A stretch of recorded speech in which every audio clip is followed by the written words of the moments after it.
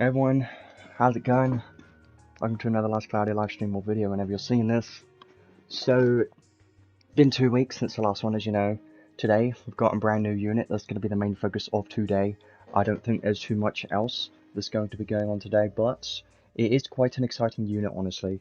Today, we've got a new shift Megius that has released, and if you have seen the new story, you should understand exactly of how he got his new shift and everything. I'm not gonna spoil it, even though they they technically kind of spoiled it a little bit in the unit video if you saw it, because Telestio showed up. So yeah, hopefully you've done the new story because it would make a lot more sense with this unit. Is he good? Yeah, well, literally just started, but let's get right into it in the news in a moment. Just briefly, I do think he's going to be quite a cool unit. I do think he's a lot more of an interesting unit than I originally thought he was going to be. Originally, he looked like he was going to be a dark damage dealer because he was like all purple, but it turns out he's a non-attribute unit who also has quite a strong counter, so he seems quite interesting to me. Now, I can't be sure exactly of how good he is yet, but that's going to be the main focus of the stream anyways, just to try him out, see how good he is and all that stuff, so should be pretty fun. Yeah, I really like the new story. Like, I so desperately want to talk about the new story, but I don't want to spoil it for everyone, because it was such a good story. There was a lot of stuff happening in that story, so I'm looking forward to when they continue the story, because it was really good. But yeah, let's get right to it, into the news. Just want to make sure everyone knows exactly what's going on in the updates today. So of course we've got Moment's Archbeing Megius, who's the new unit, and we'll focus on everything about him very soon. And we've got a new UR arc, which, you know, we've had like 3 UR arcs in a row now, I think, so kind of sucks. I was hoping for it to be an SSR. Yeah, let me check. So we've had, yeah, this is the 3rd UR arc in a row, and before that was a collab. So we haven't had a permanent arc or an SSR arc in almost 2 months. Kind of feels bad. I don't like that they release UR arcs so damn often, and unfortunately, or fortunately, whatever you want to say, is this arc is actually pretty strong, and I do like a fan of this one, but we'll talk about that once we go over it soon. And here's an overview of Megius, but we're going to be talking about that very soon, so I'm not going to cover that yet. And we've got this event. Nothing crazy with this event really, just a generic event with some story. I mean, I always like seeing some story, so it's okay. Unit test, play quest, Tau trials. Obviously the banners themselves, there's not too much with banners currently, just the normal Descent of Heroes banners. And some promo updates, some things in the shop. So yeah, there isn't really too much going on today in this update, but one thing I do want to mention, just so everyone's aware of this, is they have added 2 new equipments to the Adventure Medal Trading Space lineup, so I might as well show those off now, just so everyone's aware of what these are, because they could be decent, and they're usually pretty good equipments. So let me just quickly have a look at those. So if we go to the Trading Space,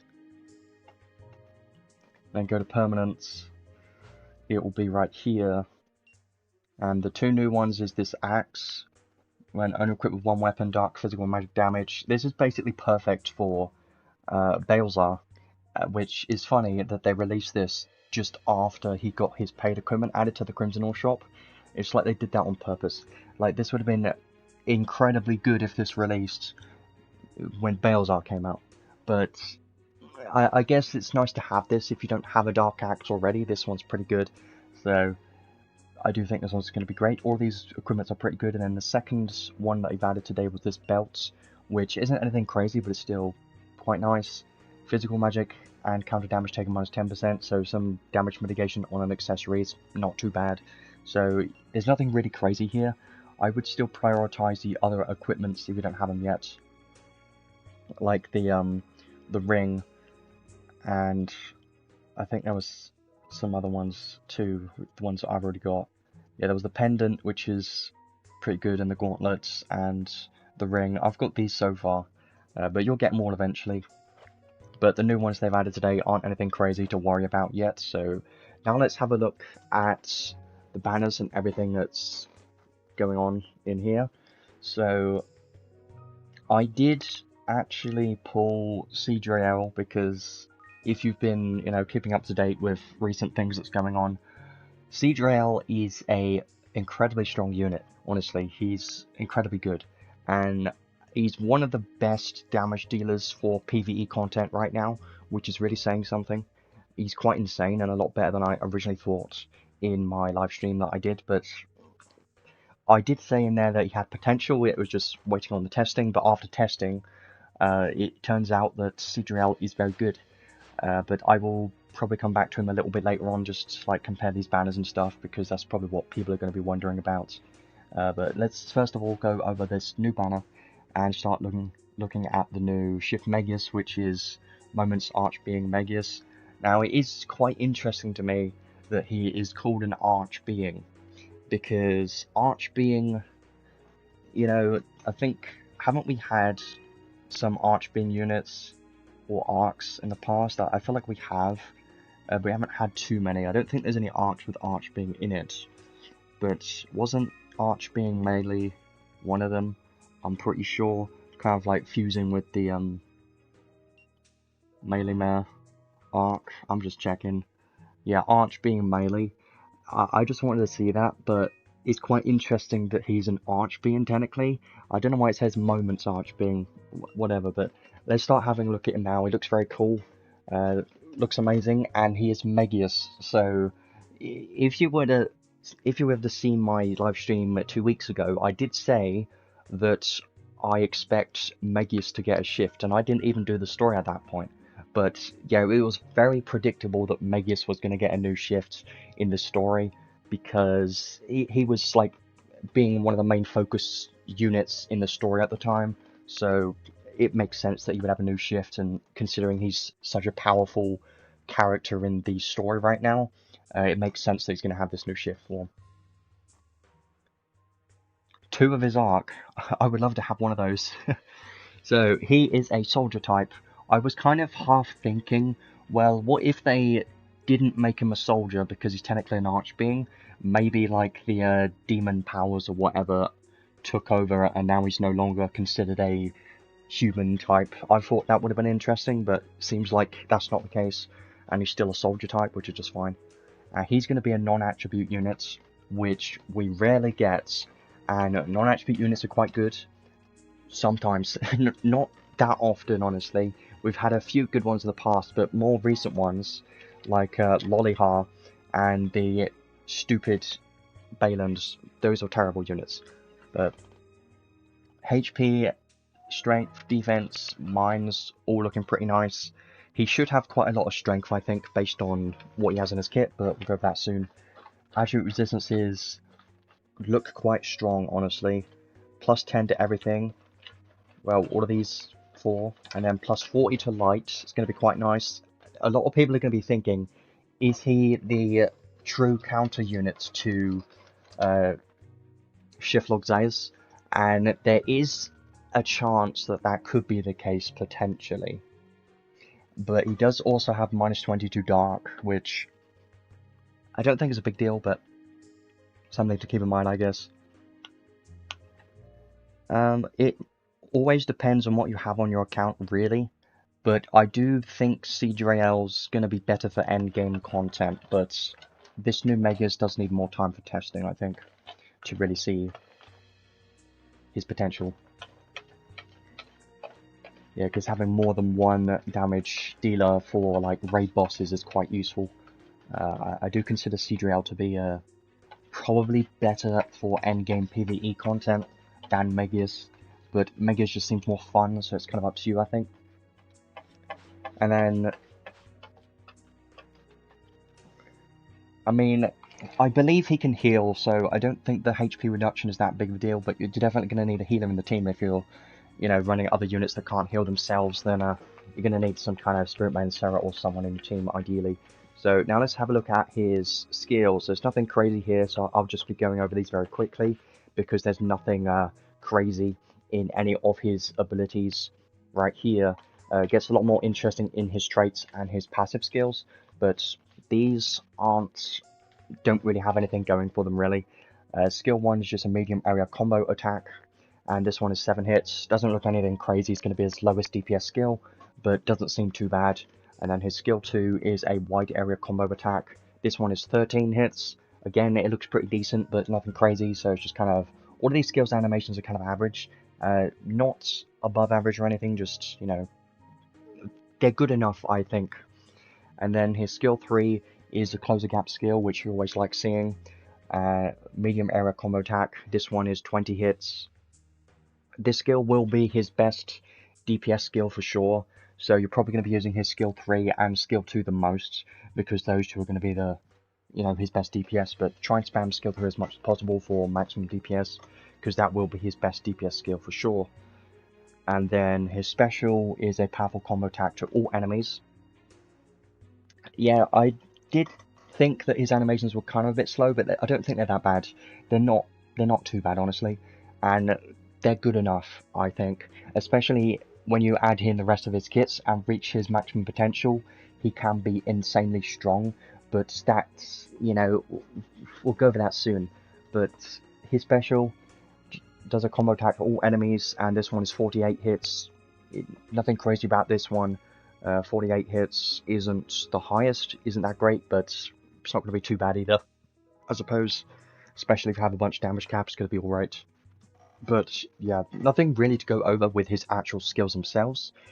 They look okay, and we'll look at the animations and stuff later on once we do the showcase, but what I can say right now is they look kind of average. They don't look anything crazy. Nothing really stands out to me. Like, Catelyn's skill 3 is a bunch faster, a lot faster than her skill 1 and skill 2. It's not like that or anything, so there's nothing really to mention here.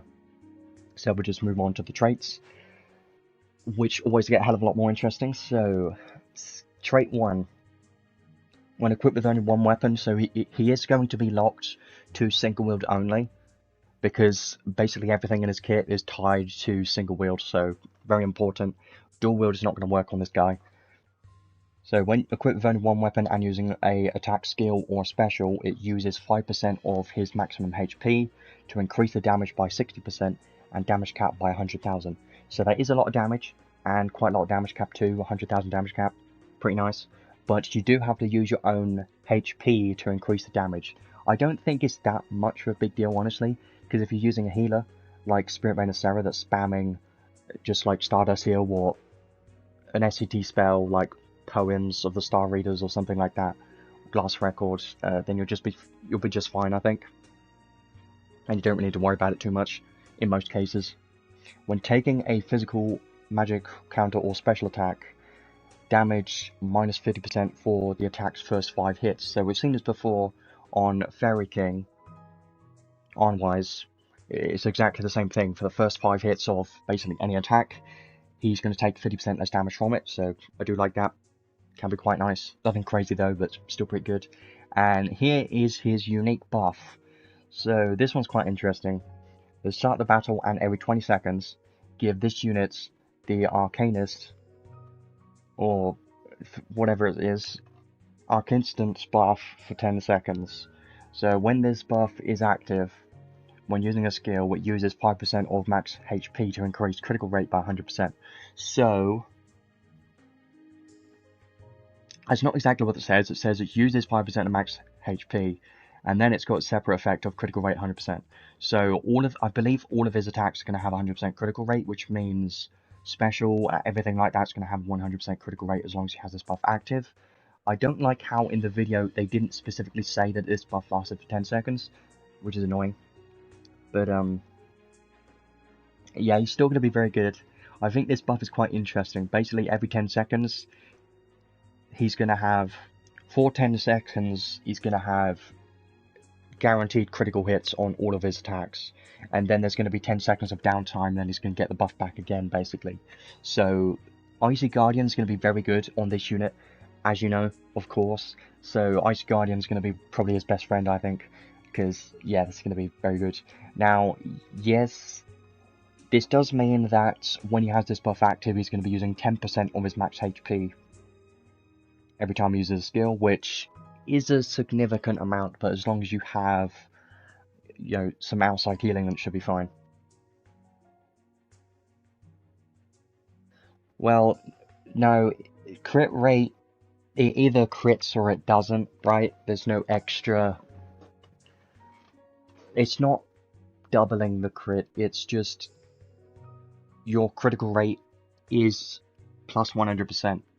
Any bonus critical rate above 100% doesn't do anything, so that's how it is in this game. Maybe there's a chance in the future they could do something interesting, like any crit rate above 100% has a chance to do, I don't know, some special crit or something. That's basically Fatal Strike though, it's basically the same thing, but yeah. Now let's have a look at his trait 2. Non-natural damage is increased by 50%, damage cap 60,000. And here's something that you may be worried about, and where it gets even more interesting than it was, is when physically attacked, you already know where this is going, there's a chance to activate a powerful counter. So this is another counter unit. You may be thinking, well, is this another super meta PvP counter unit? I can't say that yet, I don't know.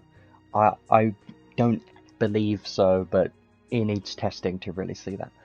So there's a chance to activate a powerful counter, which is different from regular counters, and guess what? There's a chance for magic attacks from bosses to activate counter as well. Only bosses. Only bosses. So keep that in mind, you can't do this in PvP, that would be stupidly funny, but no, it's not the case. Well, adding more crit rate will help the unit still, slightly, because, yeah, when he doesn't have the buff active, the extra crit rate's still gonna, be useful to have, I think. When only a weapon is equipped as one sword, increase damage and damage cap by 100% to enemies in break. This is also another very interesting thing, is he gets 100% damage and 100% damage cap to enemies that are in break. And what this means is it doubles his damage cap to enemies that are in break. So if you can break bosses, he's basically going to double his DPS and double his entire damage, kind of like Showcase special doubles the hits. So it's kind of something like that, but instead of doubling hits, it just doubles the damage cap. So any form of damage cap that you add to this unit is going to get doubled when the boss is in break, which is quite interesting. Now, break isn't really used that often, it's rarely used honestly, so it's not really anything crazy. It would have been a lot more interesting if it was like when you use a special, you get this for like a certain amount of time. That would have been even more stupidly strong than it is, but because it's tied to break, I don't think it's anything crazy, because you're not always going to be able to take advantage of this. Yeah, I've seen numbers like almost 1 million damage cap with this active. It's insane. And in break, he's going to be probably the best DPS in the game when you're hitting a boss in break. Now, that's the thing, is it's conditional. The boss has to be in break to reach that potential, and if you're not in break, you're losing basically half of your DPS. So it's a big difference. It's a massive difference. So, it's kind of a good and a bad thing. I think it's fine. I think it's going to be quite, makes him have a potential he can reach in some bosses. He's going to be very good against, but when I'm thinking of like raid bosses or Battleground Simulator, I never break the boss in those contents, so I don't think it's going to be as useful there. That's kind of my initial thoughts on this, but I still think it could be fun. And yeah, he has a lot of counter break. That's one thing to mention too, is his break values on his counter attack is very high, and it's quite funny to see. So I do want to try that out later on, hopefully. That should be fun, because his base break on his skills doesn't matter, it's just basically nothing, but his break on his counter, quite high, and I think that could be quite a fun playstyle, I think. Yeah, it would have been nice if he had more break on his skills, but I think break with this unit isn't a big focus. Like, he's trying to do a lot of different things at the moment, and what I mean by that is he's trying to be a damage dealer, of course, which cuts his own HP, and he also has 100% crit rate, and you can also counter. So it's like a damage dealer with 100% crit rate and has counters, and also the 100% critical rate will apply to his counters if he has this buff active, so I think that's quite nice. And also break, so like damage dealer, break, counter, a lot of different stuff going on. So now let's have a look at his passive skills. This is where it always gets the most interesting. He has a new charisma, and I think this one's interesting, but you'll see. So this high charisma isn't actually a team buff, and you can only use the charisma, well, it is a team buff, but you can only use one charisma at a time, and it's not going to buff the rest of your team in any way. Let's just see what it does. Continuously cut all allies' HP, but increases Megius' damage by 40%, damage cap by 40,000. So, all of your allies, it's kind of like Leonardo, I mean. So many similar names, I get them mixed up sometimes. Leonardo has the same effects of cutting all allies' HP, but healing himself. So it's kind of similar to that, where it cuts everyone's HP in the team, but the benefit you get from it is Megius gets more damage and damage cap. I'm wondering how often this applies, like if it's once every 6 seconds or something, I don't know. Yeah, there is a counter axe, but yeah, I don't think there's any counter sword or break. I know there's a break axe too, but he requires a sword for this build. Well, for what he has, you'll see it in a moment. But yeah, if it was a team buff, it would have been crazy. But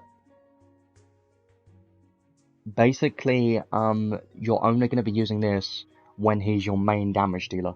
That's the only time you're going to be using this, because if you're using another damage dealer in the team and you also want to buff that unit, then this isn't doing anything for them. So it's not going to be the best charisma in all cases, but in some cases where you want Megius to do basically all the work, or most of it, then I think this will be quite nice to have. The downside is, though, you have to cast it, so there's some time you're wasting in PvE content to cast it, but this means you could technically just set him to keep continuously casting this in arena, which could be funny. You know, so then he never actually attacks, and he's just sitting there trying to get countered. Well, trying to counter would be funny. Yeah, I'll look at sword options later on, I think, if I remember, hopefully. I know he has an insanely strong paid weapon, but we'll look at that soon too. So, passive skills. Attack at max, Fighting Spirit 3, Fighting Spirit max, and Heroism at max. So, he's going to have a lot of strength, I think. And HP should be pretty decent too. Yeah, that is true that in guild battles on your attack team, this charisma could be useful for some, you know, strategies for healing and SAT regen, so I do think this could be nice for that. But if anyone cares about that, at least, there's not too many guilds but I do think that would be quite fun to mess around with a team with this. Could be nice. Advanced aim vitals. He doesn't have any critical rate skills, but he does have this 100% critical rate, so this will still be useful. And you could add the critical rate skills on him if you want, because he's only getting basically 50% uptime of his counted critical hits. He's not, I mean, he's a hybrid. I think he's going to work in PvE and PvP, but it really depends. Like, there's a couple of players that are like, is he going to be good in PvP? He's going to require testing for that. And also, wait until you see the rest of his kit first before you decide.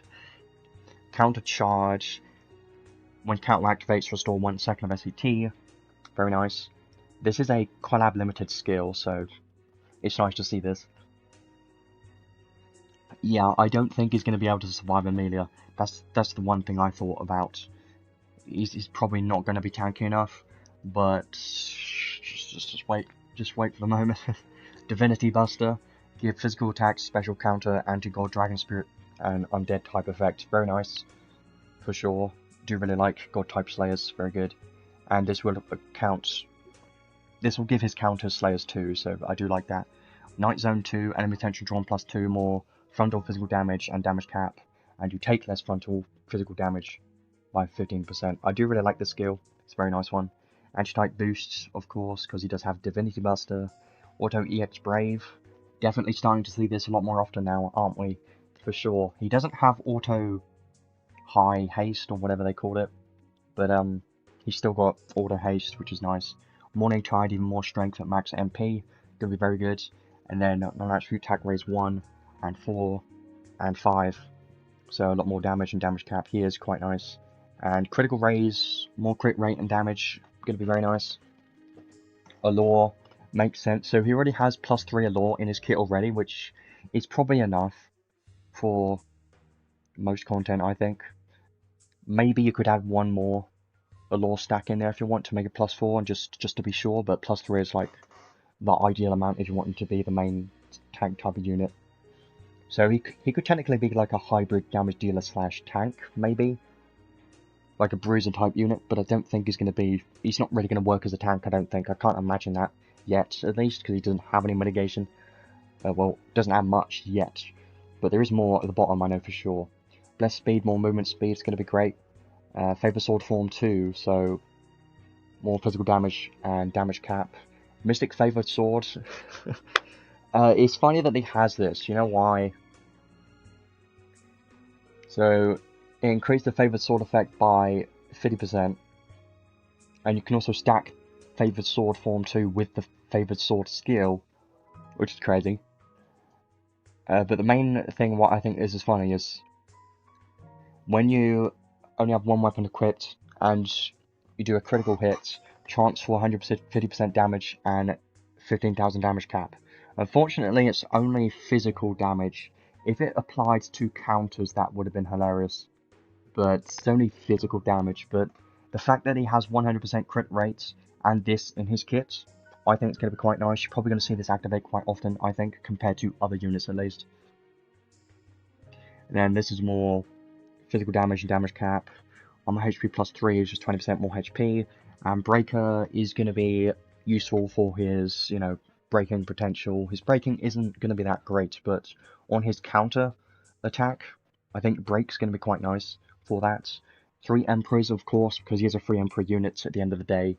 I'm wondering if they're ever going to do a shift form of Nael and Ryvern, like a story shift for those 2 units. Because Megius now has a story shift, I'm wondering if those other 2 Emperors could also get a story shift in the future. I think that could be quite good, and it's possible that could happen eventually. I wouldn't be surprised, honestly, and I would like to see that. Insight, this one is, we haven't seen the skill before. The only other unit that's ever had this is the base form of Megius.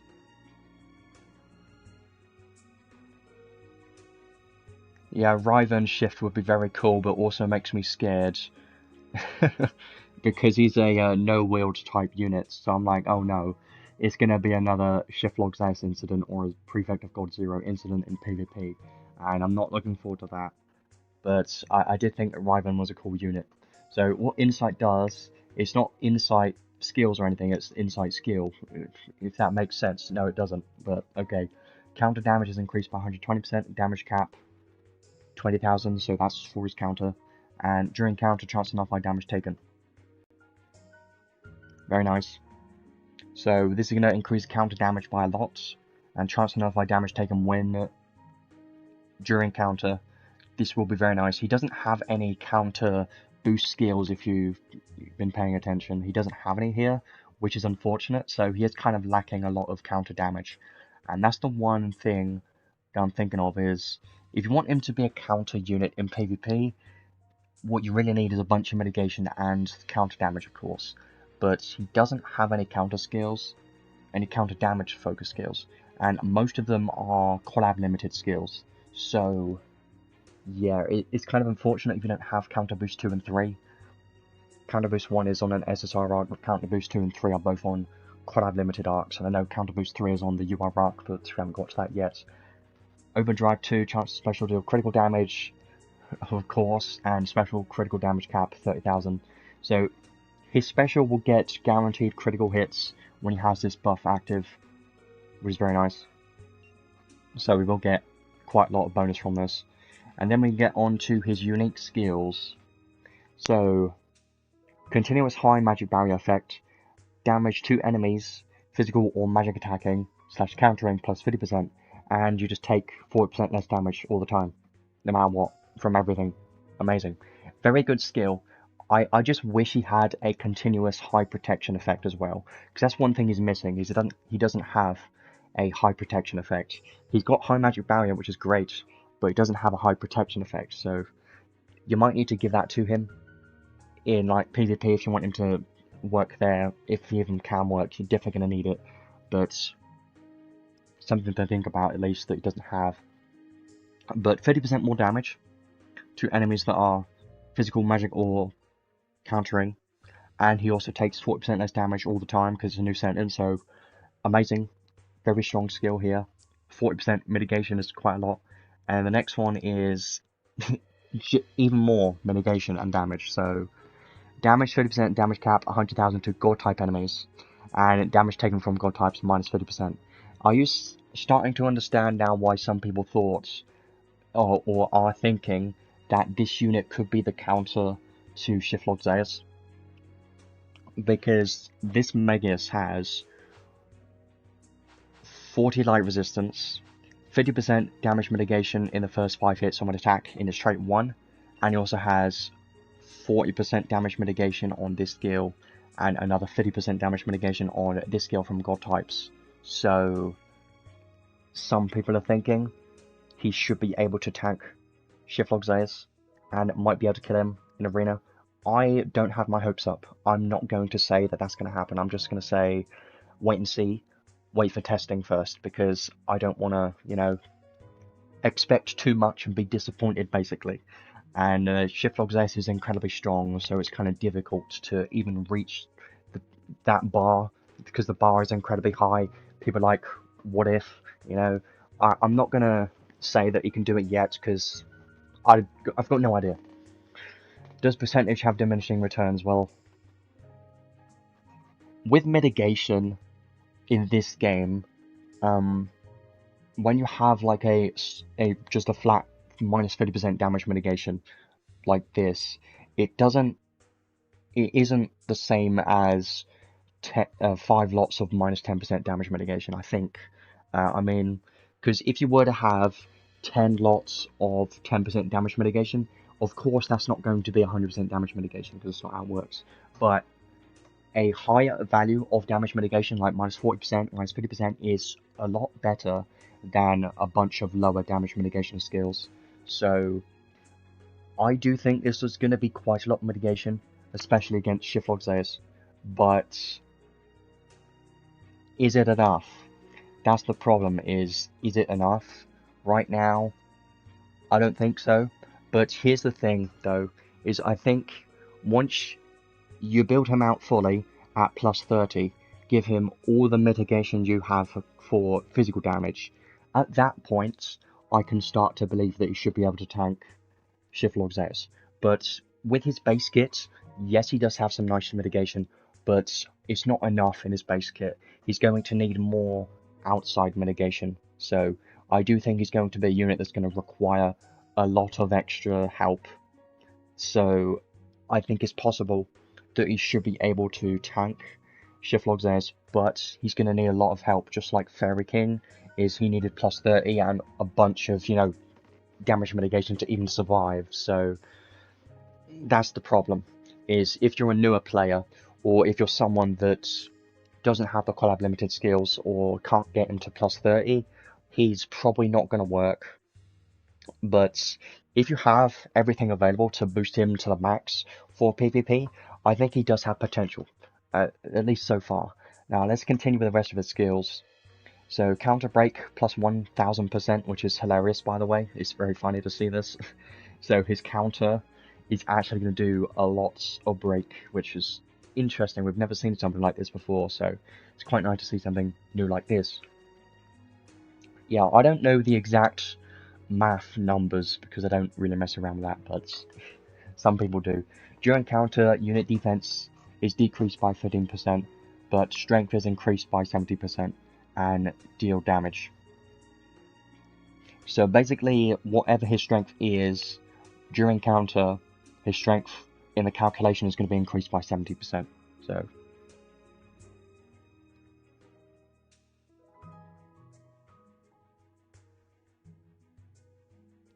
yeah, stacking smaller damage buffs is a lot more beneficial in this game. But I think for mitigation, it's different. That's what I think. I don't really know everything, but I never really messed around with maths, and numbers like this are just get a bit complicated because the game doesn't even tell us. So it's I usually just don't worry about it. But yeah, for damage skills, damage percentage skills, it's better to stack smaller damage skills. You're gonna get more total damage from it. Damage mitigation though, still useful. Archbeing stance, this one's great. You know why? When using a skill, you can't be interrupted by most attacks.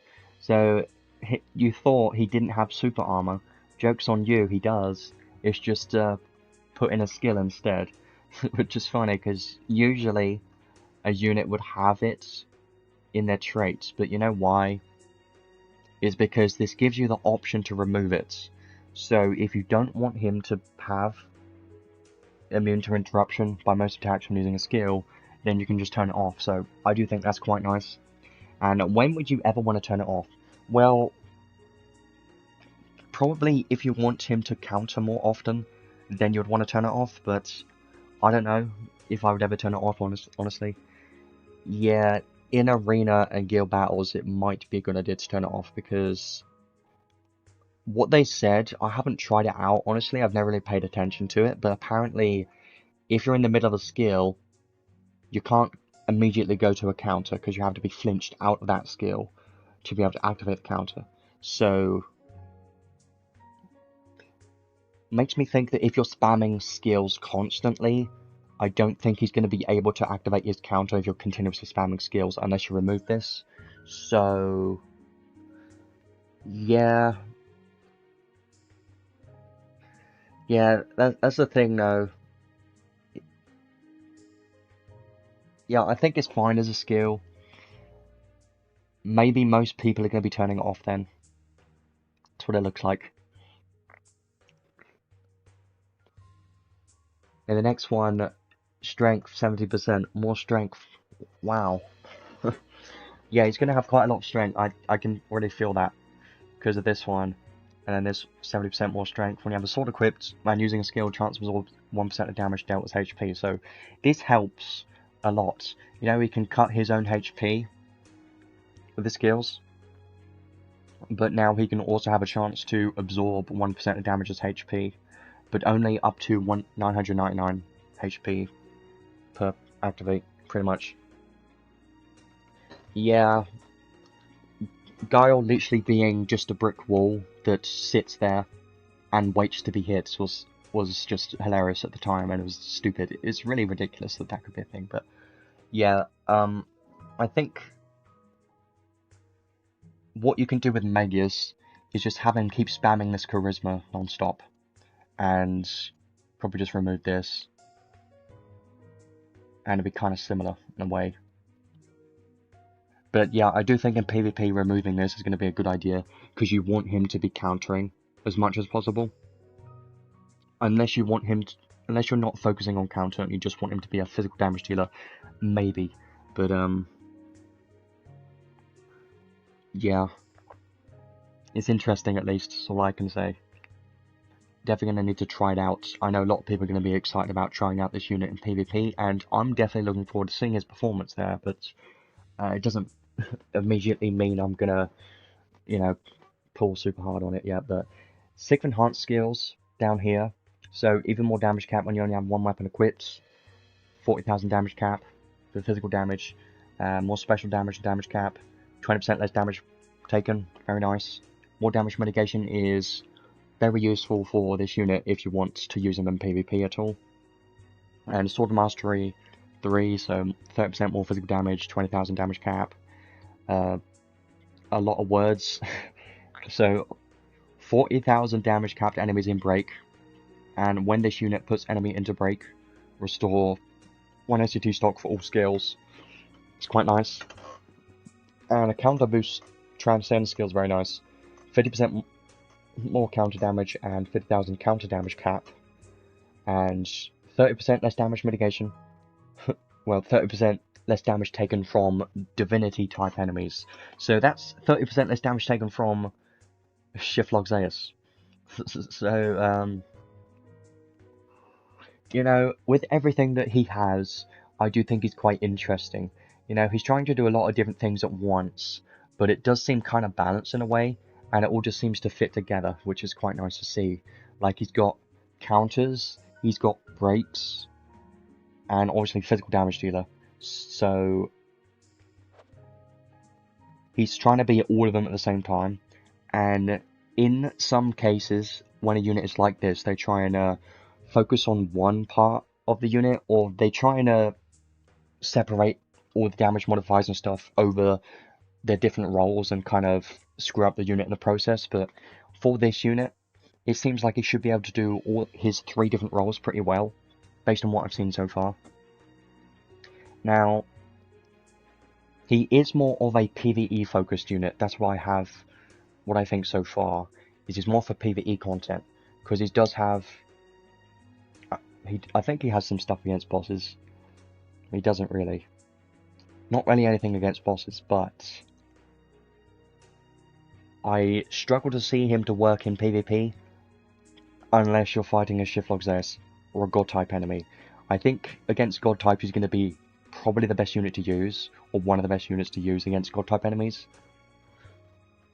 Now, if you already have a Christmas Rem, is he even necessary at that point? Well, I don't think his DPS is as good. His DPS isn't going to be the best in the game at all, but you gotta think though, he's a non-attribute unit, which allows you to use him basically anywhere.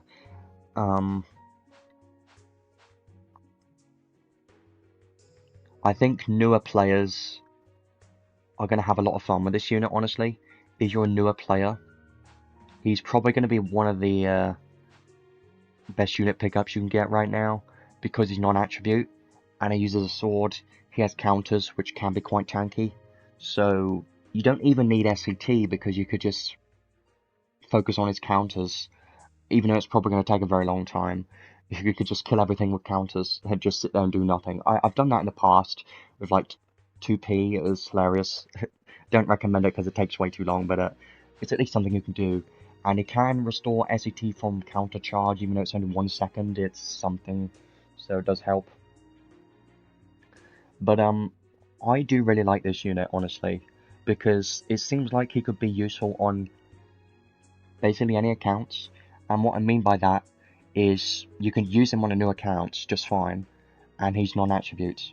He doesn't really have the SCT regen, but he is non-attributes, and you can just use him in like any content and not worry about it. It's like a brain-dead unit you can just shove in any team and it should work, right?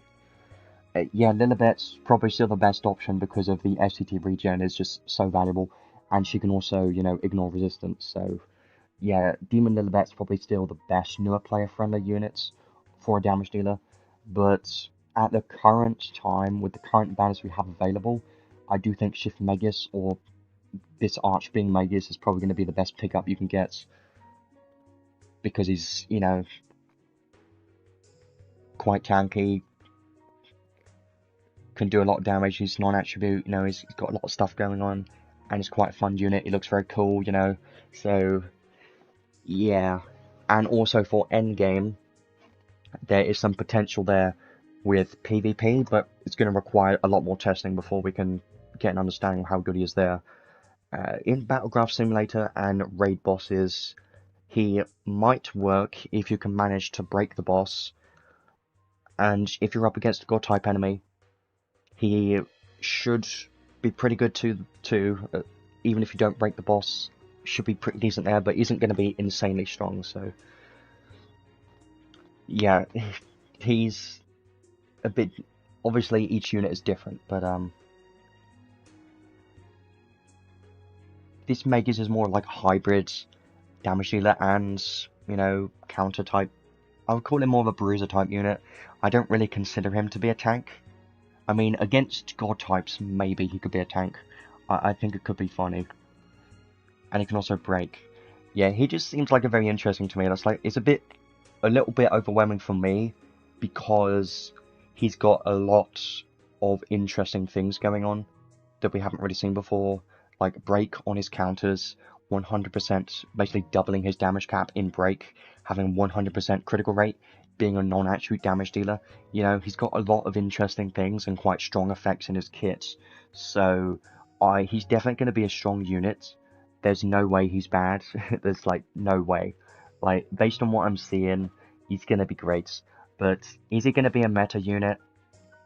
I think he will, but how meta is the question. I can't say yet. He's definitely better than the Kyle we just got recently. Is he better than CGL? I can't answer that really, but I think CGL is going to be better for PvE content for endgame, honestly. For PvP, CGL doesn't work there, really, but Megius could work there, so I think Megius might be like a more, you know, accounts-friendly unit because it can be used in multiple content. That's what I'm believing right now. But CGL is more for, you know, the end game type of content for PvE. That's what I'm thinking, because CGL's such a good unit, and I think both of these units can be very strong. And if you could only pick one of them, it just really depends on what you care about most, like what type of content you want to care about.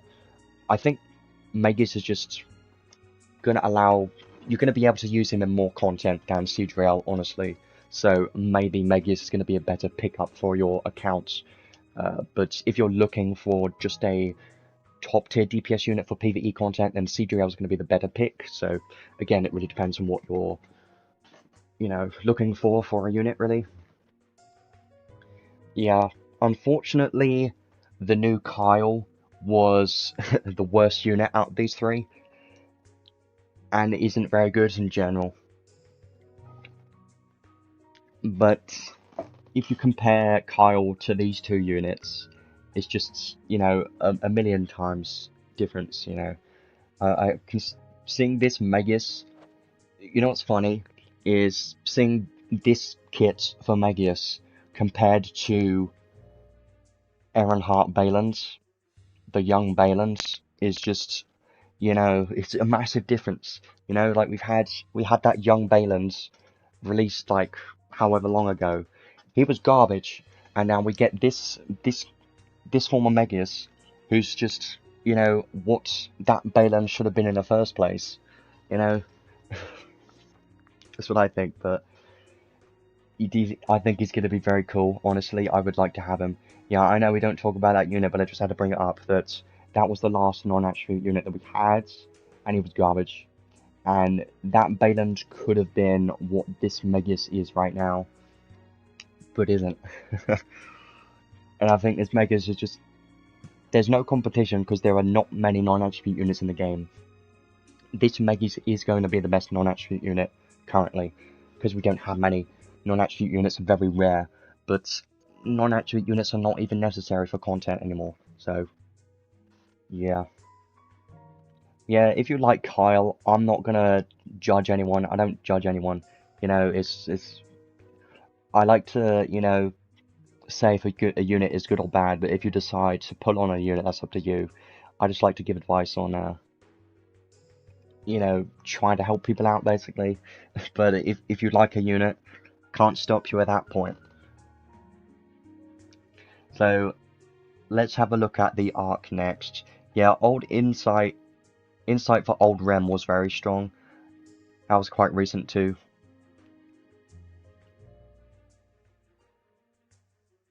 Yeah, if you're free to play, or just most players shouldn't really worry about UR arcs on these banners, even though it's super tempting. Like, it's so shiny and juicy and strong, but it's a UR arc that's a 0.4% chance. You know, that's what I'm always thinking about is, I want it, but I can't, because the chance is so small, it's not worth even trying to get it, because 400 pulls, way too expensive. You're never going to get that. So let's have a look at this arc next. Forge of Fatus. This guy has appeared in the story, if you know him. He's like the Forge Master that forges all of these insanely powerful weapons in the game that a lot of different powerful units have used. So he's quite a big, important character in the story, I think. So the trait on this one, I think, is quite good. Everything about this arc is quite good. So for each sword, axe, or hammer equipped, increase physical attack and counter damage by 40%. So you can actually double this if you're dual wield and you have 2 of these, which is what makes this trait so strong already. If you're dual wield, you're going to have 80% damage technically. I know it's not exactly 8%, it's more because it multiplies, but I just like to simplify it. If you have armor equipped, defense is increased by 20%. The start of the battle, give unit a flinch resist buff for 20 seconds. Great. Wow. Flinch resistance is always insanely strong all the time, so you can tell this one's going to be a good trait. And start of the battle, give unit and high strength ally, excluding unit, a physical damage cap plus 5000 buff. Lasts until the unit is incapacitated, which also is crazy. Continuous physical damage cap buff until the unit dies. Insane. Yeah, if you get the UR first, that's like the biggest win ever, because I would probably prefer the UR arc over the units, honestly. I think the arcs is going to be better. Just has more value long term than the units for sure. But yeah, this trait, quite insane. You're getting 40% damage for single wield units that use one of these weapons. And if you dual wield, you get basically 80%, which for a trait is insane. And that shouldn't exist. Why does it exist? I don't know why it exists, but it's crazy. Yeah, this UR can be used on most units, honestly. You can use this on Suzaku for PvP, because that would give him 80% damage and flinch resist, you know, stuff like that. Also, guess what? My best friend, 2P, can use this. Now, I'm just waiting for the rerun and her insight, but 2P would love this, because it's going to give her counter damage and flinch resist, you know. So when you can take advantage of, you know, the damage and the flinch resists and stuff, it's going to be very strong.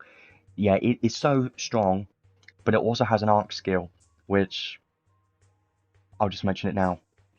Yeah, this will be amazing on 2P, and that's probably the main reason why I want it, even though I don't have 2P on this account, is eventually, once it has a rerun, I'm going to have 2P at plus 30, 100% guaranteed. If it does, I'm hoping. So, I would love to have this one. Just because 2P needs it. Well, not needs it, but my 2P would. This arc skill is really good. It's very good. So, give one ally a strength plus 100%, skill damage cap plus 20,000, and flinch resist buff. Now, I'm wondering if this... I don't think this is a unique buff icon. I'm gonna guess, because it says this, that this strength buff probably won't stack with Brave. I haven't tried out this arc skill, so I'm just assuming that this is going to overwrite whatever Brave buff you have. That's what my guess is. But if this ends up being a unique buff icon, like as one buff, then that would be insane. But I'm going to guess this is just, you know, generic buff icons. So if you already have a skill damage cap buff, for instance, then this is just going to, you know, replace it. So that's what I think it's going to be, which doesn't make it as good, but still, this is an insane arc skill, because you know why? You can use this on your support units. So you can just put this on your support unit, and then you can give an ally these buffs. Now, I did think the other day, or yesterday, I thought that we haven't actually had UR arc skill that has allowed you to target a specific ally, have we? Not like one target ally that you can, choose. So this is the first arc skill that we've had that you can choose one specific ally to get a certain buff. If it was random, that would suck, but I'm assuming you could select the ally like you can do with magic spells, because that's going to be very strong. You could put this on any unit in your team and then just give this to your main damage dealer. I would really like to have this for Battlegraph Simulator, honestly. It's going to be amazing for Battlegraph Simulator and just most content. Yes, it's going to be temporary, because it doesn't say it's continuous. It's going to be like a 40-second buff, basically.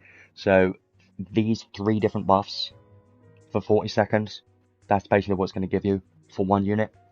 And when you think of it like that, it's not that crazy. But it is still a insane buff to get for endgame PvE content, especially for Battleground Simulator and raid bosses. It's a very big deal for those types of endgame PvE content. So I think this is going to be an amazing arc skill, and I would really like to have this too. This is just a very good one, because you can stack this with Susanoo, your arc skill as well, and it would be hilarious. It's going to be really good. And flinch resist too. So now we can start giving flinch resistance to units like Joshua that doesn't have it in their kit already, which is quite nice. Yeah, it's not a bug or anything. The 100% crit rate is all of his attacks, so that's just how it works. It's not only his skills, it's giving the units 100% crit rate, so anything that can crit will crit all the time, as long as he has that buff active at least. Yeah, it's going to be great. And we haven't even gone to the learnable skills yet. So, learnable skills on this: Iron Wall counter, nothing crazy because we've seen it before. Freeze resist. All I can say about this is disgusting. Why is this 14 SE? It's horrible. Too expensive. Why would I ever use this? That's the only logical explanation I can think of this. 14 SE is just too much. I know it's a non-basic status ailment, but for 14 SC, you're smoking something if you're thinking that this is worth 14 SC, because it's not. It's really not. I mean, you're probably never going to use this ever in your life, honestly, because whenever you ever needed to resist freeze, never. I've played this game for since it came out, never had to worry about freeze in my entire life apart from one battle in the maze, and I didn't even need this. So kind of a useless skill, honestly. Yeah, use Susanoo and this URARC at the same time, because they're technically different buff icons, right? Because I think Susanoo is physical damage cap, isn't it? Yeah, I bet they're gonna make a certain boss that's gonna allow freeze. Counter boost 3. Guess what? This skill right here was only originally on a collab limited skill, so now it's finally back. Hooray! But it's on a URARC, so that's not really a big win, is it? It's still limited because it's on a URARC. That's, sucks. Yeah, that would be nice. Having nil to freeze would be quite interesting. Two-handed hammer boost 2 could be quite good on... Wait a minute. Christmas Rem? Really? Or not? Yes? That's funny. No absolute Mega Drive. First time I've seen this. Non-absolute drive skills was a new thing, going back to young Bayland, I think. Yeah, Christmas Rem could use this, I think. This one, you could use it on the new Megius, but I don't think... This isn't that great because you're not going to be able to use it very often. There are not many non-absolute units, but it's still pretty decent to have. And then Giant Killing 4. Wow. More giant killing skills. I do like giant killing skills. Honestly, they're very good. They're very nice skills because you get more damage cap to bosses. Yeah, this arc has just got a lot going for it. 20% skill and special damage and 5,000 damage cap to bosses. And the last thing here is the arc for rewards. Now, what else could this arc have? Oh, I wonder. It could also have a good UR arc for rewards. Now, does it? Is this arc for reward any good? Well, it's a fire hammer, right? Which cuts movement speed, but increases strength by 35%. So you may think, it's not that great. Well, don't say that, because it's actually a very good one. Because in PvE content, it's super important to get very high strength. So I consider this to be a very strong hammer. It's so good. You know why? Strength is so important for endgame content. So I consider this hammer to be very strong, because even though it's not technically giving you physical damage or skill damage, it's giving you 35% strength, which can stack with obviously everything else. So this is going to be one of my favourite hammers probably right now, because the amount of strength you can get from this and hammer boost skills is going to be a hell of a lot. So you can technically dual wield a unit like Cedriel, give him this hammer a bunch more strength. You know, like any unit could technically use this. I consider hammer boost to be some of the strongest boost skills. Yeah, and also for counter units potentially, but it is a fire attribute, so not the most ideal, but still.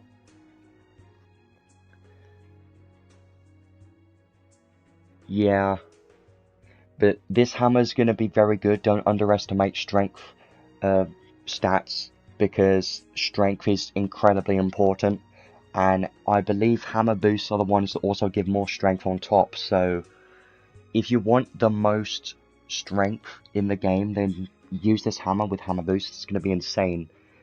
And I think right now the best dual wield setup you could potentially get on a unit is a hammer and a machine, because the machine is giving you piercing, guaranteed piercing on your skill attacks, and also you can put on Trishula or, you know,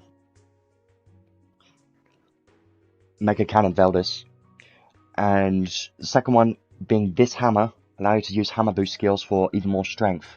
I feel like a machine plus a hammer is going to be so good. Machine boost skills give piercing. That's why I consider machine boost to be very strong and arguably one of the some of the best, you know, weapons you can use for PvE content because of the piercing. But no matter what machine you're using, but also we've got very strong machines in the game like Mecha Cannon Veldis and you know, Trishula of course. But yeah, I really like this arc. Well, we've got machine boost, high boost, and mega boost in the game, and we've also got hammer boost, high boost, and mega boost, I think. Or it was either mega or giga boost. I don't know. It gets complicated. Mega is probably going to be an ultra boost at some point. That's the next step up. It's probably going to be. So this arc is just incredibly good. It's had a lot going for it. It's got a very strong trait. You know, ultra, omega, stupid, whatever names they can come up with. This trait is incredibly strong.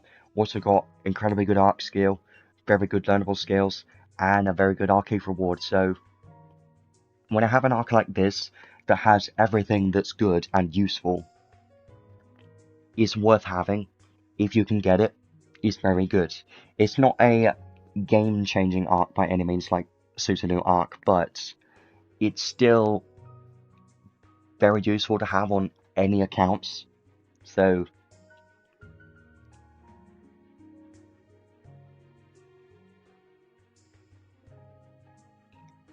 yeah, it doesn't matter what the first weapon is, really. The order doesn't matter. If you're dual wielding, you just gotta have them equipped. So I would really like to get this one, and I'm sure everyone else would like this too. He tanks Loxaeus. I'm scared. I'm worried. I don't like that.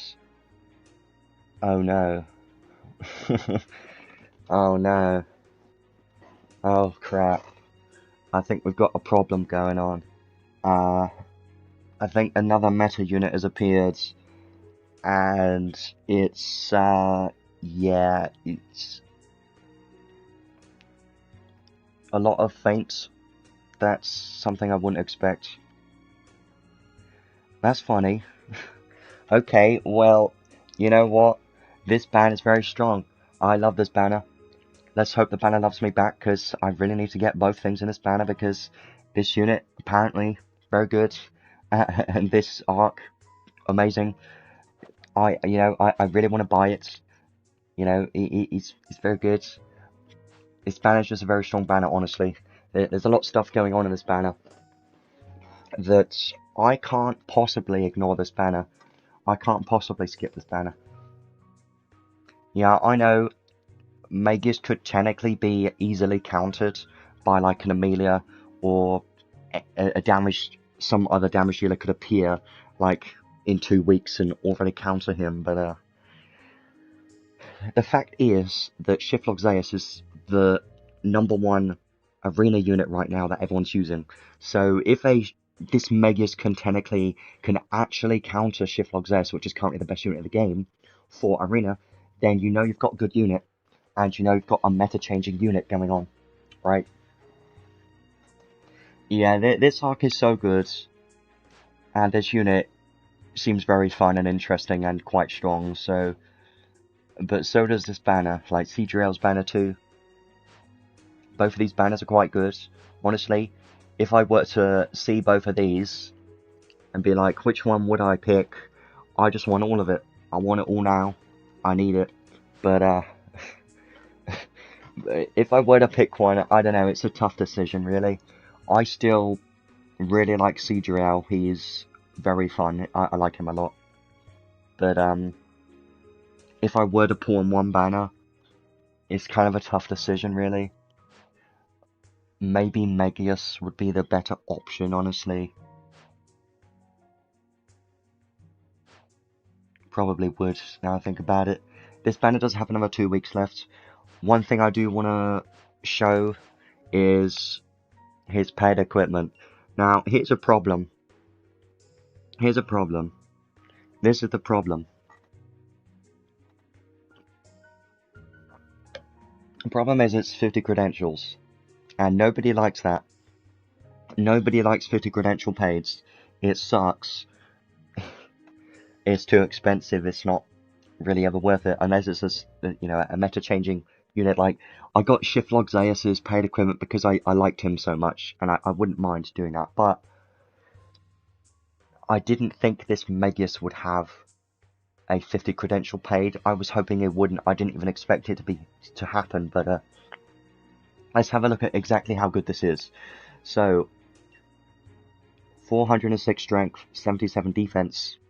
When equipped with only one weapon, increased break by 200%, and non-attributes, physical attack and special damage is increased by 40%, damage cap is increased by 10,000, and counter damage is increased by 75%, and strength is increased by 12%. So yes, you've got a lot of bonuses on this weapon. You've got break, you've got 40% physical and special damage, and you've got 10,000 damage cap, and 75% counter damage, and 12% more strength. So it's a lot, and yes, it's probably going to be quite a significant difference between this and the free-to-play options. It really is. Yeah, on his counter, this break is going to be quite useful, and we don't have any counter swords. We don't have any break swords, I mean. I don't think we have any swords that give break. If we do, it's probably very small, but... Yeah, I think his main break is from his counter, and I believe his counter has very high break, so this is going to be quite significant. This is very strong, right? But, Yeah, I know, and I really wanted to skip the banner, but now I'm actually looking and seeing how good all this stuff is. I'm like, I can't skip anymore, can I? I'm not allowed to. I want, but anyways, I think this weapon is obviously going to be amazing, and his best in slot weapon. But this will be available in about 6 months from now in the Crimson Ore shop if you can wait that long, and if he even stays meta at that point, who knows. But it does still give physical damage. Compare this to the free-to-play option. A free-to-play option would be like Muramasa's sword, which gives 25% physical damage. You're going to be losing out on 200% break, 10,000 damage cap, 75% counter damage, and 12% strength. So it is quite a big difference. But is it worth the 50 credentials? It's never really going to be worth it. But if you are a whale, then it's up to you.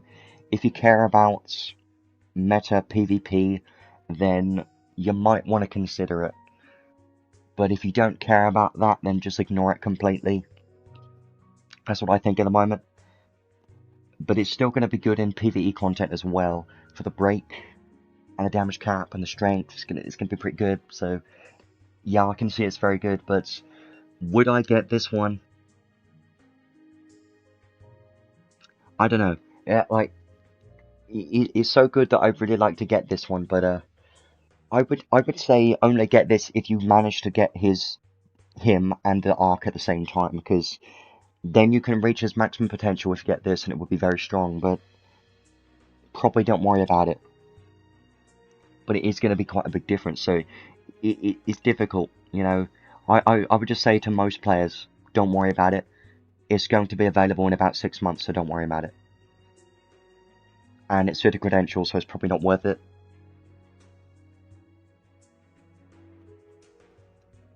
Yeah, I don't know.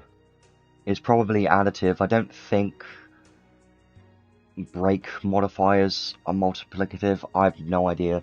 I don't really know much about break because I rarely do it, and I never really have, so it might be. I don't know. Someone knows. I don't really break very often. And break isn't really a crazy thing. Yeah, he's going to work with Ryza, because she can break too. Could be a nice team. You have Ryza and Megius, and a Spirit Main of Sarah or someone. Could be a fun team, I suppose. Yeah, I think it's going to be... He's going to be very fun.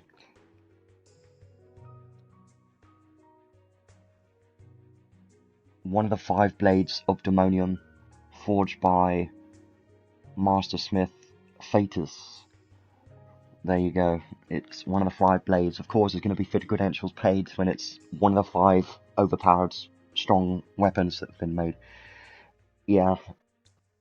Well, he's definitely going to... I can see this. He's going to be a very fun unit, 100%. He's going to be so fun. And that's the thing. Fun is a break...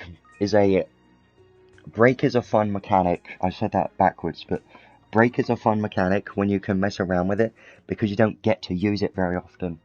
But it's never really necessary for any content. But it can allow you to like cheese certain fights sometimes, because you can like try and time a break at a certain point, and then just completely ignore a part of the boss's attacks, and then just kill him off, you know. But yeah, I think this ban is a lot better than I expected originally, and he looks very cool and very fun. So, PvP potential, yes. I think he does have PvP potential, because I've heard that he can tank Shiflog Zeus, so I think he could be quite dangerous in arena and guild battles. So, yeah. Some people might even be using him as like a main tank. I'm very interested to see what his performance is like when someone builds him as a full counter tank with all the mitigation at maximum, you know, potential. I'm really interested to see how he performs there, but I don't know. how it's going to do yet. So that is everything that I want to do in regards to this unit for the moment. So next thing is I do want to do some summons and just see how it goes. And after that, I will start showcasing this unit in the unit test play quest. Yeah, here's the problem though, is if he can't tank, then making him the main tank isn't going to work for PvP, but it really depends on if it can actually work. And if he can't tank units like Telestio or Amelia, then it's gonna, you know, hurt his value quite a lot for PvP. Yeah, I'm gonna have a look quickly. Let me just have a look. I'm just gonna have a look at the sword options just to show off what you could potentially use for the new Megius. Him plus Fairy King. Hey, guess what you can do now? Guess what? Guess what's funny? Not me. You can use Archbeing Megius and Fairy King and 2P and Guile in the same team now. Wow. It's going to be bad, it's going to be terrible, but it's going to be hilarious and funny. It's going to be so funny. It's going to be so funny. It's going to be terrible, but you know, you can technically just have 4 counter units in a team now. Eventually in the future, once 2P and Guile get insight, maybe it's going to work in the future, but right now it's just a meme team, for sure. So let's just have a quick look at what Megius could potentially use as his main sword for free-to-play options. So obviously the number one option is going to be Muramasa. Most players are going to have this, pretty much everyone should have this. 25% physical damage, not crazy, but it's an option at least. But if you're using him as just a counter unit, it becomes a lot more different. It depends on what you're going to be using him for, either a physical damage dealer or a counter unit, tank type unit, or both. It depends. If you're just going for a typical damage dealer build, Muramasa's going to be just fine. But if you're going for a counter unit build, I believe you still need a non-attribute sword, right? Because I don't think he has an effect in his kit that changes his counters to non-attribute. So you're going to need a non-attribute sword to even make counters work on this unit. Yeah, tanking 0 is pretty expected at this point, because he's kind of outdated now. Brave Star Blade is a very good one for single build damage dealers. That could be great. That one's very good too, but it's a light attribute. I'm trying to look for any counter potential swords, but I don't think there's really any free to play. Piercing Nil, yeah, I have that one. That one's from Ascended Roland's Banner. That one is a very good one for sure. I'm always been a fan of that one. Casino, I don't do Casino. I didn't do that one, so I don't actually have it. So yeah, I'm lazy, but doing the slot machines is boring. Brave Star Blade, yeah. I do think Brave Star Blade's going to be nice, even though it's not going to help against 4 counters. Won't evade, more physical damage, damage to enemies with stats elements, but it's dark. Yeah, I don't really have any good swords. Well, non-attribute swords for counters right now. Look it up on Goldmine. Well, fine. Just so I can at least mention it once.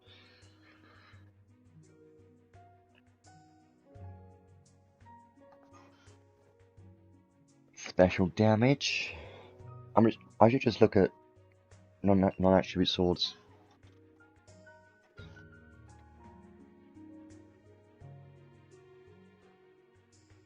It's not World Cleave, that's for sure.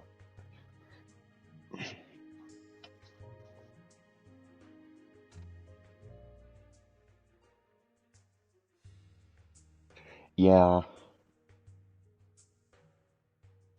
Anti-type effect damage plus 17%.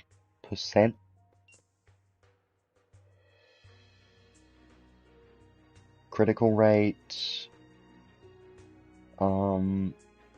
Yeah, there's not really any good counter swords.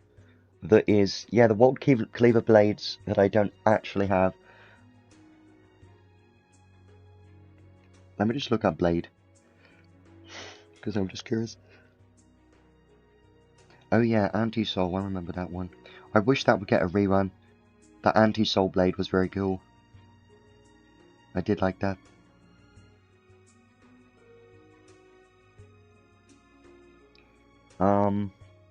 Let me just... I'm just having a look. Yeah, this one. 15% damage for neutral attacks. Physical hits will have a 25% chance to ignore defense. Yeah, that's going to be quite... That's probably going to be the best free-to-play option for a counter damage build. And, of course, it's not going to be not going to be comparable to his paid weapon, but it's the best free-to-play option at least. So, if you get this unit, if you get the new Shiv Megius, I highly recommend to get the World Cleave Blade from the Grandar Casino, because that's going to be his best counter sword for free-to-play players for sure. So, if I do get this unit, and I don't plan to get his weapon, then I'm definitely going to get that one and start working on getting it. So that's what I would highly recommend, is if you get this unit and you plan on using him in arena or guild battles, definitely work on getting the casino weapon, because that's going to be better than any other sword for his counter damage at least. It's not significant, but it's at least something, so better than nothing. So that's everything for now. I do want to do some summons now, and I'm really hoping it goes well today, because the unit looks very cool and very fun and quite strong, and the Arc is something I desperately want. I really want the Arc, but, you know, I'm not going to pity. I said myself I'm not pitying, but I do at least want to do a few summons to try and get him if possible. And the Arc, I really want the Arc the most. I want the Arc more than the units. Yeah, for accessories, there's a lot more accessible options, I think. I haven't really looked at that, but let's start doing some summons now. I'm going to do that one first. If we don't get anything from here, I'm going to do some single pulls for free crystals. I have been saving. Let's hope we at least get one of these two today, or both. That would be ideal. Let's hope so.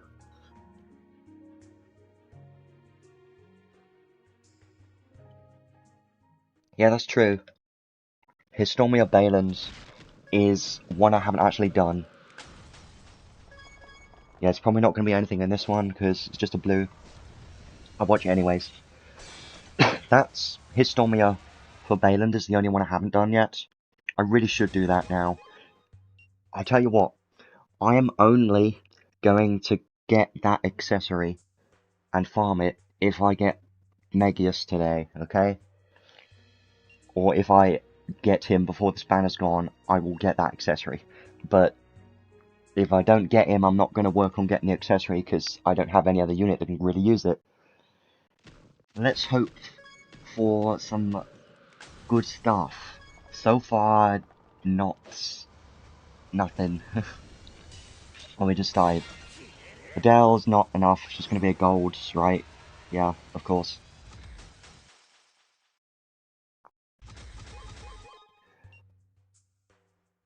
I would really like the Arc the most. If I get the Arc and not the unit, I'm going to be happy. At least. But, asking for the Arc is a bit much.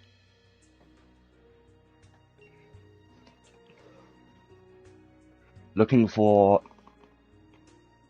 a different background, a beach, or a... It was like Poem of the Star Readers is the background for the guaranteed new banner thing, I think. Adele, yeah, this one's also bad. There's nothing in here either. This looks terrible. Yeah, the art looks crazy, but I don't pull. I don't pull for your arcs anymore, or at least what I mean by that is I don't try and chase it with free crystals. That's just a bad idea. It's never worth doing that. Here's the free temple. Let's hope there's something here. Hopefully. And it looks like that's a no. There's nothing in there. Great. I was hoping to see. I like seeing a different background. Like I really want to see the purple background that I haven't seen yet. But this temple looks not very good, honestly. There is a red, no extra animation. This looks like just a guaranteed dupe. Told ya. Gilbert's interesting, but he's kind of useless now. No one really uses him anymore. He just dies from everything, so 99% mitigation doesn't even help him anymore. He still just dies from it. So I'm definitely going to be doing some pulls with free crystals.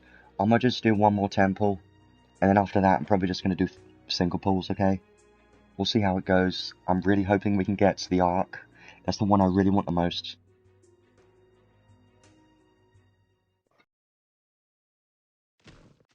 No different background. This one's terrible.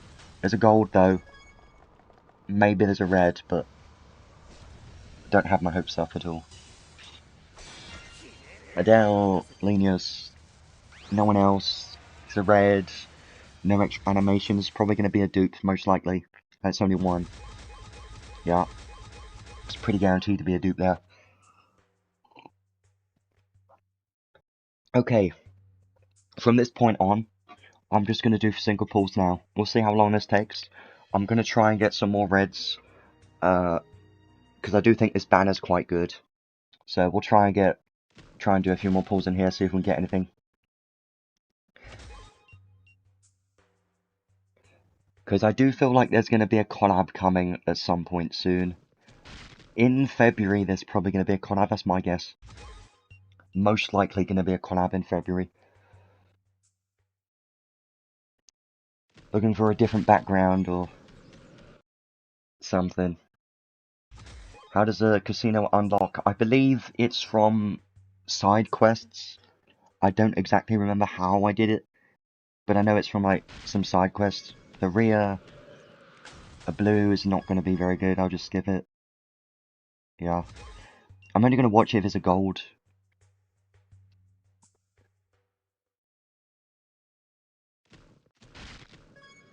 A little bit. I don't think I'm ever going to watch a little bit anymore, honestly.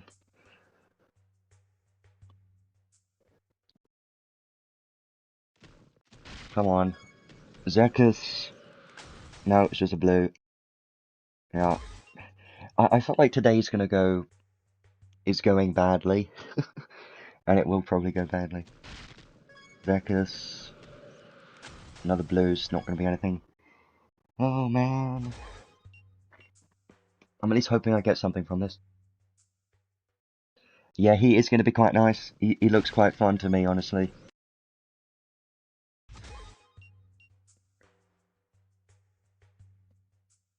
Come on. A different background or something. Something to happen, at least. Something exciting so I can get something new from this banner. Actually, because this is a Descent of Heroes banner, there are older Descent of Heroes units in here that I still don't have. So, beach. Hooray is a beach. There's a guaranteed red in here, but it's not new. It's not guaranteed to be a new thing. So, is it recommended to chase his arc? Well, no, because it's a UR arc. Let's hope there's some good animations in here. But I doubt it. It's more than likely going to be a dupe in here. Yep, there's a dupe. 100% a dupe. Yep. Told ya. It needed different animations for that to not be a dupe. Even though you get a beach, it doesn't always matter. A beach just means you got a red, which is good, but it's not good enough. A gold, but no one's showing up. That's interesting. Because that was a red. Yeah, it's never really worth chase UR arcs. At least on these banners. Yeah, the summon animations basically mean, I think I understand how the animations work now. If you get a beach, it's a guaranteed red, but doesn't mean it's going to be new. If a gobble shows up here, that means it's guaranteed to be one of the new things, I think. Or at least something new. And if you see a, like a purple background, or in a purple place, then that is also meaning you got something on rate up, I believe. So, yeah. You got Izura Arc. I need that luck. I really need it. I need the Arc. Damn it. Nothing in here. I really need the Arc. Well, I don't need it. I just, it's so good. There's a lot going on for the Arc. I'd really like to get that. If possible. Yeah, the Gob... If you see Gobble, that's what I mean. If you see Gobble, that means it's a guaranteed, something new, I think, or something on the banner. So Gobble is a good sign. I've only ever seen Gobble once, I think. Yeah, I don't think there's any, information anywhere on animations. No one really does anything like that.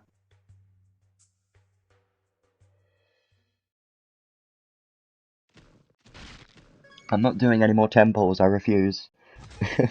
Because, there's zero reason. And it just makes you feel bad when you do a temple and you get absolutely garbage. So, I do this to make crystals last longer. And everyone else should be doing this too.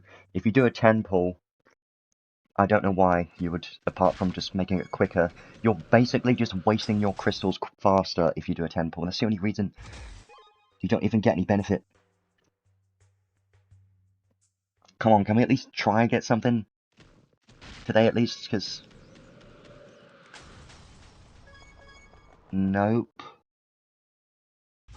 See, Thoria showed up that time, but it was still a blue, so it didn't matter. Yeah, that's asking for a lot, isn't it? Definitely is. Come on, I want a different background. Please. Yeah, I know. Because this game doesn't have a 50-50 system or anything like that, it sometimes just feels bad, because, hey, a beach! It's not guaranteed no, but it's a red guaranteed. Gobble, gobble. No gobble. It's probably a dupe then. If there's no gobble, and if there's no, Lilaha, or, a different animation, then it's a dupe, guaranteed, pretty much. There is a chance that you can get something new from it, but it's not very likely, in my experience. Adele, nope. Also a nope, yeah, it's a dupe. Okay, well. I'm gonna say that's a dupe, okay? It's a dupe. It counts as an off-banner dupe. It counts as an off-banner dupe. It's an off-banner. Off-banner. It's technically, that was technically a dupe. I mean, it wasn't a dupe, but it was technically something I didn't need and didn't want, so it just make that whatever. I don't like that happened. I was hoping it was going to be Megius at least, because I wouldn't complain about a Megius. I really wouldn't.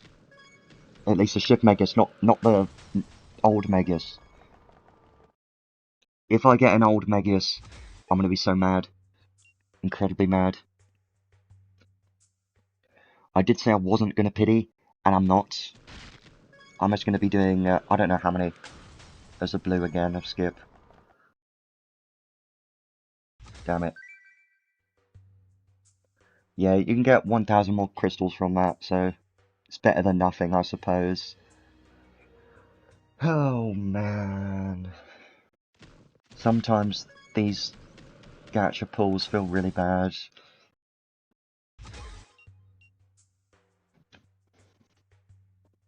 Come on, I'm hoping. No.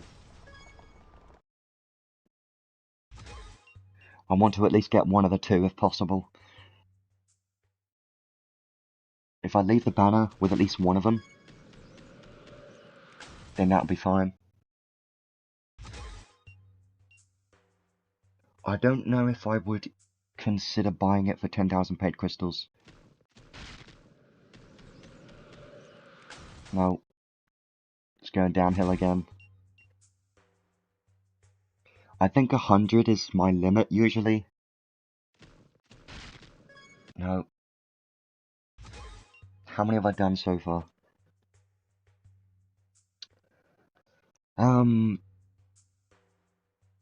64.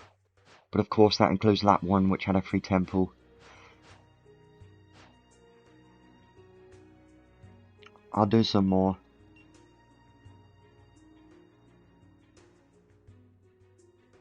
$300, yeah, right. Thoria. I don't think I've had a Thoria with a gold show up yet. Like, seeing a Thoria has never been a good sign since they've updated the animations, which is weird, because in the past, Thoria used to be the good sign, but now it's not anymore. Come on. At least get something new that is either the new Megius or the Arc, one of the two, if possible. They both seem quite fun.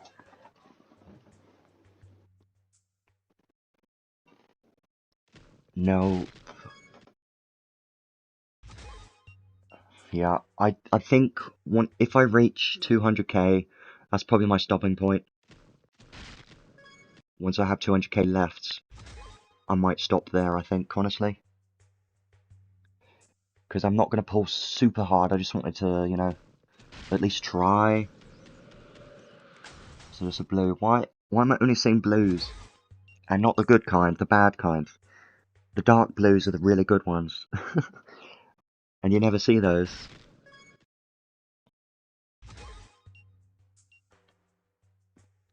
I do want to showcase him very soon. In the unit test playquest. After I've done this.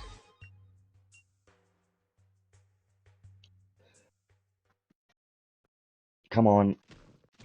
At least give me a beach, or... Why does Thoria never give a gold? Why does Thoria never show a gold there? Ever. It's always a blue, all the time.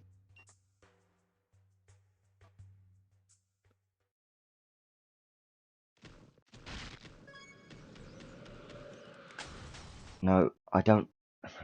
I'm not going to watch it if it's a blue.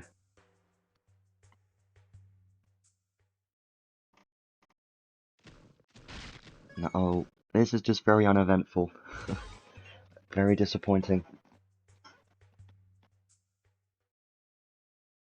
There has to be another red soon, even if it's a dupe.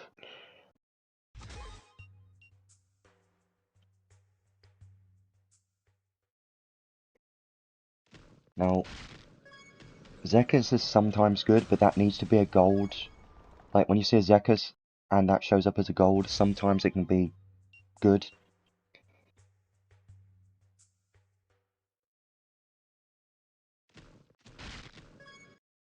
Lilibet's never good.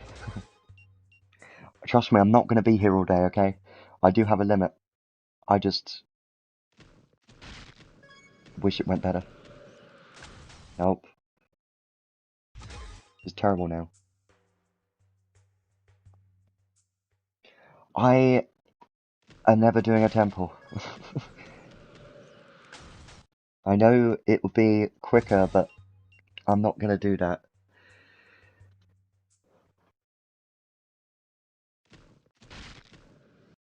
Stupid.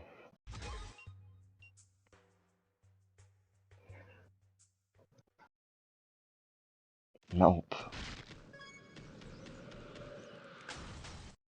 This is just boring at this point. Like, when I get into this, like, doing Singapores and this just keeps happening where there's nothing happening, it gets very boring. Like, you see a Lilibet, you see a Zekis, you see a blue, and that's all you see ever. And you don't see anything else in your entire life. Yeah, this game, always do singles. Come on, I'm going to try to get at least 1 or 2 more reds, if possible. If we reach 200k, that's my stopping point. Yeah, Temple's got literally no difference whatsoever.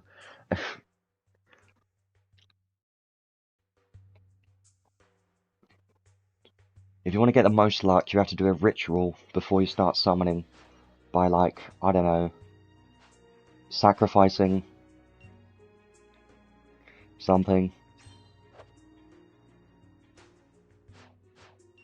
I do plan to save these for when they update this, because currently it only goes up to Ascended Roland.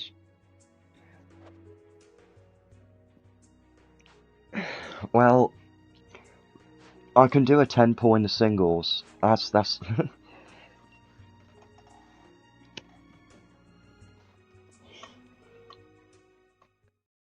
it's the best you'll get.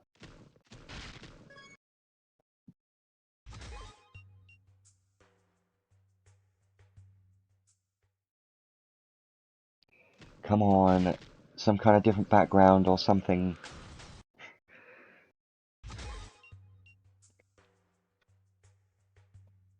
I want something to happen. Nothing's happening.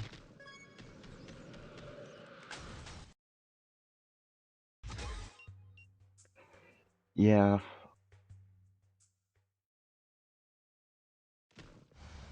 What if I just do a instant skip? You know, just make it quicker a little bit. Unless I see a different background. I'm never doing... Temples just waste crystals quicker, okay? I'm gonna stop in a moment, okay? Because I don't want to do too much more.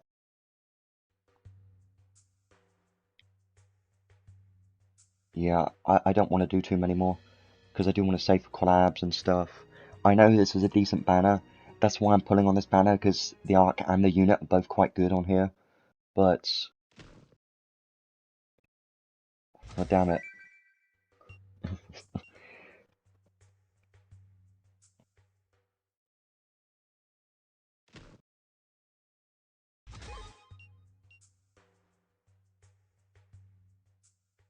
I want a different background, please. And something new that's not a stupid Descent of Heroes banner that I don't have. I have every permanent unit, it's just the Descent of Heroes units. Some of them are older ones I don't have, for some reason. I can't say for sure I'm going to be doing the daily single pulls with the paid crystals. That's what I'm going to be doing for sure. Do a couple more. Maybe I can get 1 more red, and that will be the final one of the day. 100%. That's the deal. Because I don't want to waste too many. Yeah, I know. Sometimes there's streamer luck, but not as doesn't happen that often. Yeah, there's no chance. There's no chance difference in this game for temples. There's no advantage at all. Yeah, I'm gonna switch to Steam real quick and see how many free crystals I have left. I might do a couple more single pulls, try and get another red, and then we'll start showcasing this unit, because I do think that'll be quite fun, because he does have a lot more interesting things to go over, like his counter. Funny thing is they didn't actually show his counter animation in the video that they posted, which was weird. I don't know why they didn't show it. Yeah, the gacha in this game is probably my least favourite, honestly, and it makes the gacha feel very bad a lot of the time, and that's why I try and save up so many crystals, because the gachas can be just terrible, you know, like today it's terrible. See, this is 100 pulls exactly, because I got 100 medals.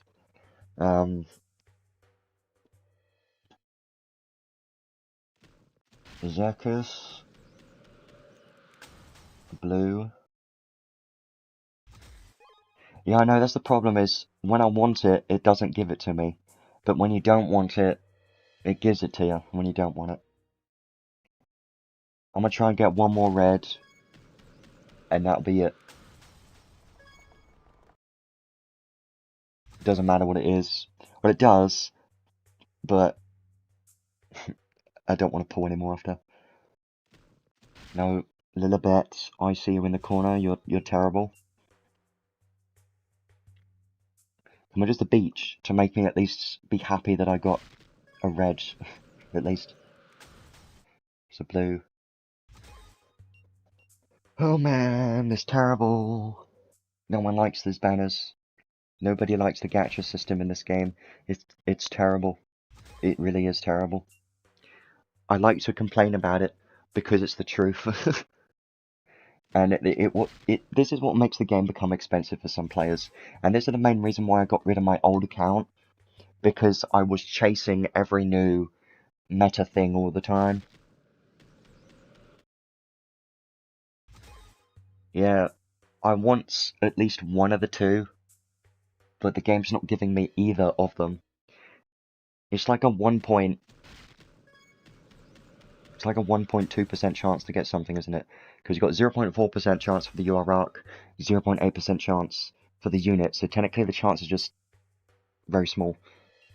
1.2% overall, which is not the best.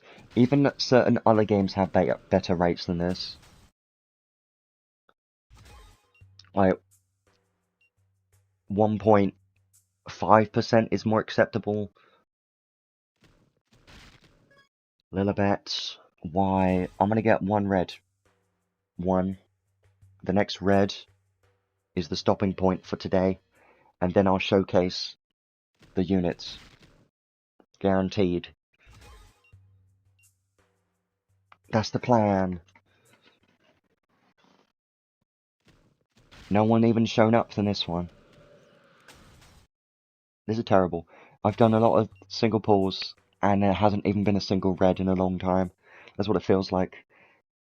When you get a constant streak of no reds, it feels terrible. Lilibet doesn't matter because it's a blue, see, it's not bad. Why is Lilibet always bad?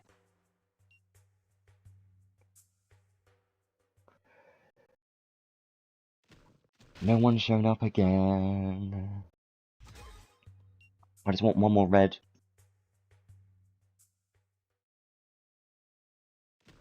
Lilibet. I should just stop summoning, I think. But I don't let the game beat me. I don't let the game win. See, a Lilibet, it's going to be a blue again, isn't it? See? It's always a blue every time a Lilibet's here. It's always bad. Always. I don't know why.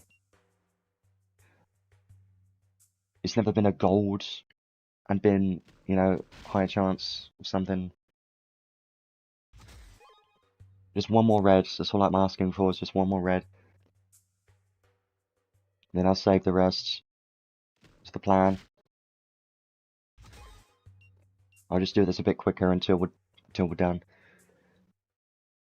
I'm only going to watch if a Zekus or a Thoria shows up there.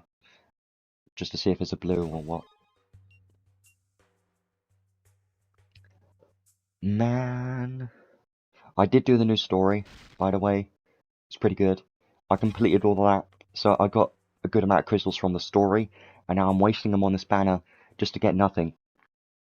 That's what frustrates me sometimes. Really does.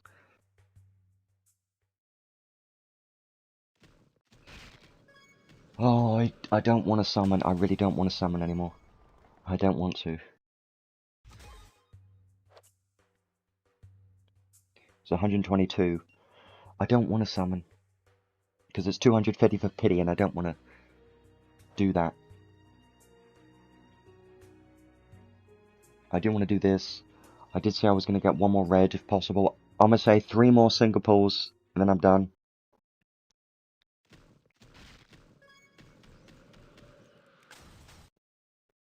We'll just see what these are going to be.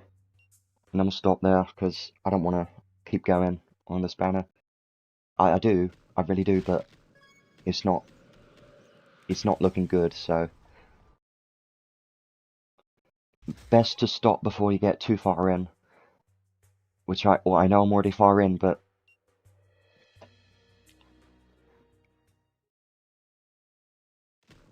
yeah, nothing else here, I think, so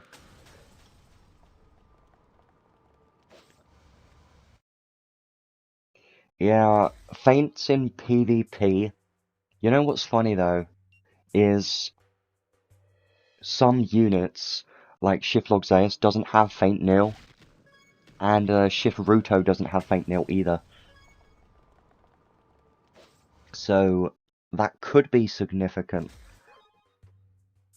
I'm not doing this just for PvP, by the way, because I'm not a PvP player, okay? Even though I may look like it. Don't make fun of me. Tweaks said I was gonna pity.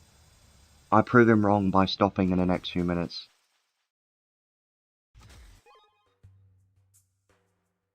Well, I'm not a PvP player, and I mean it, because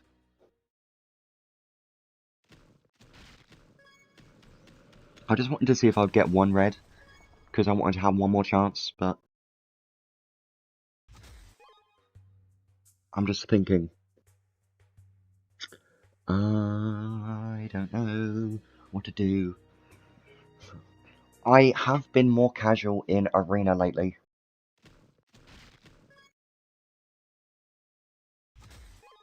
I want, give me one red. I want one red.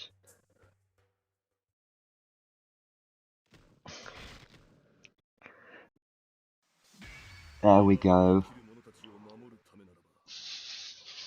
There's the final. There's the final thing, okay?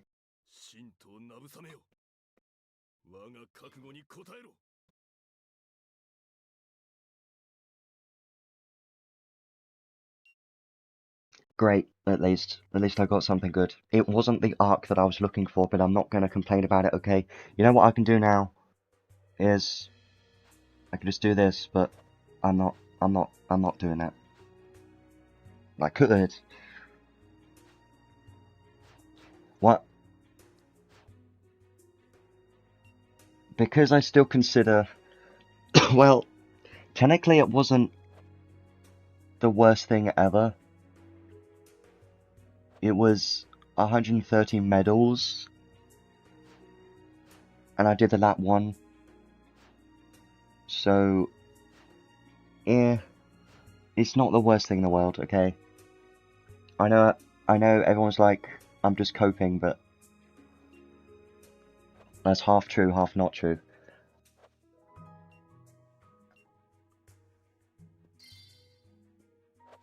Yeah.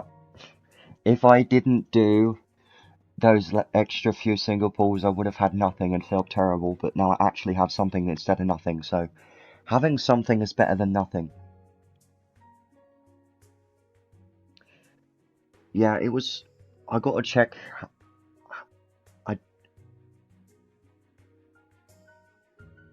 Step Gacha is... I don't exactly remember how many... Step Gacha is like 20-something pulls, isn't it? Like 22... I don't know why I never remember. Yeah, I know, I'm not pulling for the arc. Yeah, 21 meaning 21 minus 130 minus 21, 109, 30,000, 32,700 free crystals, plus the extra paid crystals with the step gacha is how much it was, so not the worst thing in the world, I suppose. I'm not going to complain about it, but I am at least happy with getting him, because then I can have some fun with testing him out, because he does seem like quite a fun unit to try out, so I do think that's going to be quite fun. Now, I know I still want the arc. I'm not pulling. Trust me, I'm not gonna. Don't worry. I'm not that crazy. I don't do this stuff anymore. But what I'm just saying is, my plans for the rest of this banner is probably going to do the daily single pulls here, save every single free crystal for whatever's coming next, and see what happens, I suppose. If I become super desperate, I might just buy it, if it comes to that, but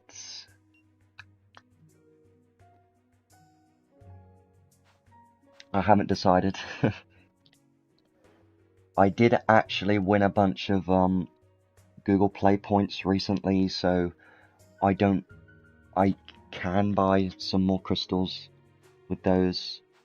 So I might, if I don't end up getting the Arc before this banner's gone, I might just buy this one, because I do think it's that good.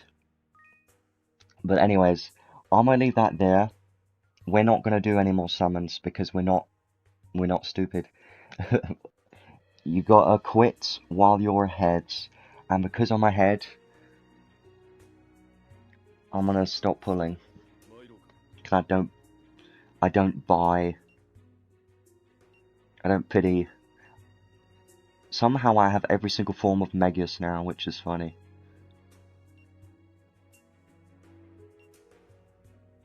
Because this was the base form. This was the popularity contests form, which this isn't lore, so it was just basically just this form and this form, upgraded of his base form basically. Which is cool. It costs 10,000 paid crystals to get this arc from here. And you know what's funny? Or not funny? Is buying this arc is technically cheaper than buying his paid weapon. Now think about that. Think about that for a moment. You could either spend, wait a minute, 3, 6, 9, 12. It's 12,000 paid crystals basically, plus the however many paid crystals for the step gacha. 12,000 or 11,700 paid crystals to get this. Let's just say it's 13,000 paid crystals on average to get this, right? You could either spend 13,000 to get this weapon just for this one unit, or benefit your entire account by spending less and getting the arc instead. You know, when you put it like that, it makes this deal not look that bad, and it makes the weapon look even worse when you think about it like that, really. So, if I were to choose, I'd probably end up getting the arc, but instead of the weapon. But the problem is when you get this, when you do this, it also gives you 10 credentials. So they're trying to, yeah, the weapon's stupidly expensive. The only 50 credential paid I've ever gotten on this account was for Shiflog Zeus, because I like him a lot. That was the main reason. Not because he was meta PvP, no, that's not my reason, that's not the reason why I did it. You may think so, but it wasn't. It was because I really like this unit. That's the only reason why I got this paid for him. But anyways, I do want to do some showcase now with this unit, because that'll be fun. I mean,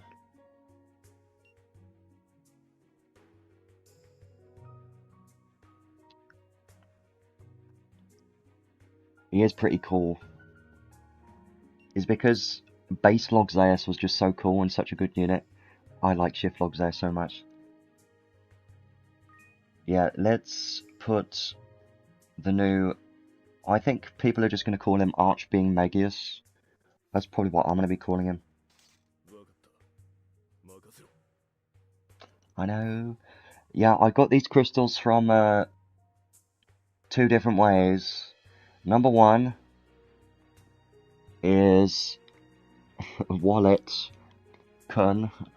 Number 2 is from saving. So you can say I'm a whale all you like, but I don't buy as many as I used to.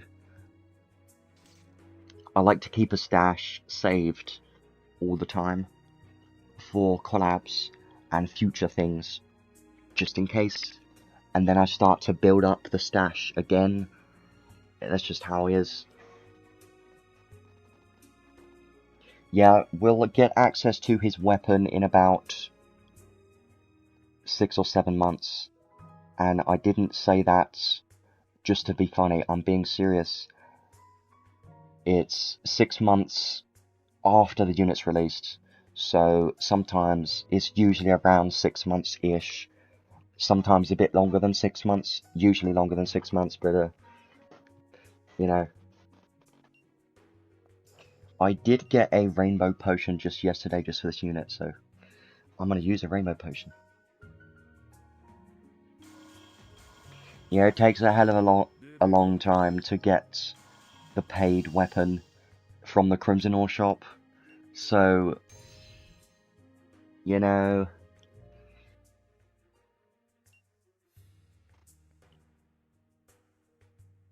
God Color, Nabu Same, I think.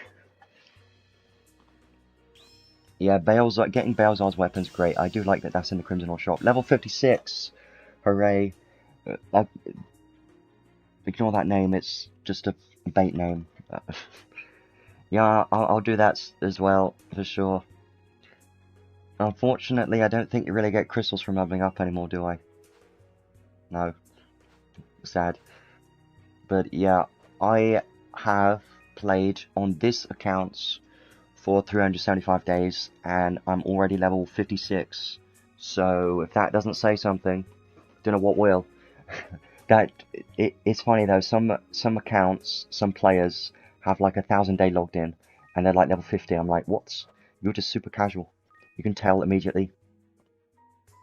Yeah, I have been planning, or I have been slowly building up my characters to level 120, but my units, I'm building a lot of them to level 120 just for the God Relics, Prisms, Shards. I do feel like this Luke Hale, whenever she gets Insight, is going to be quite nuts, so pre-building her just in case, even though it's probably going to be a long time from now, but who knows. So, I do want to start building this unit now,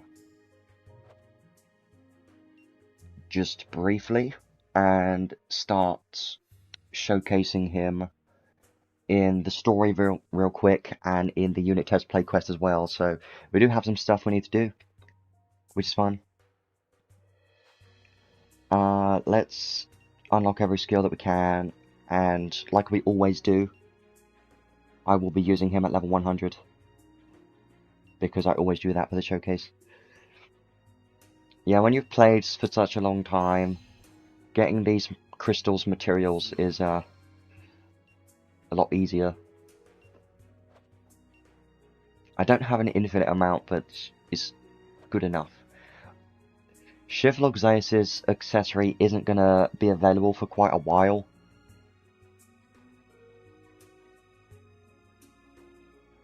Because 1% on actual damage. Because he came out in like the 6.5 anniversary or something, so it's not gonna be for quite a long time now. Yeah, it's gonna be quite a while. Don't exactly know the exact month, but yeah, it's not going to be anytime soon.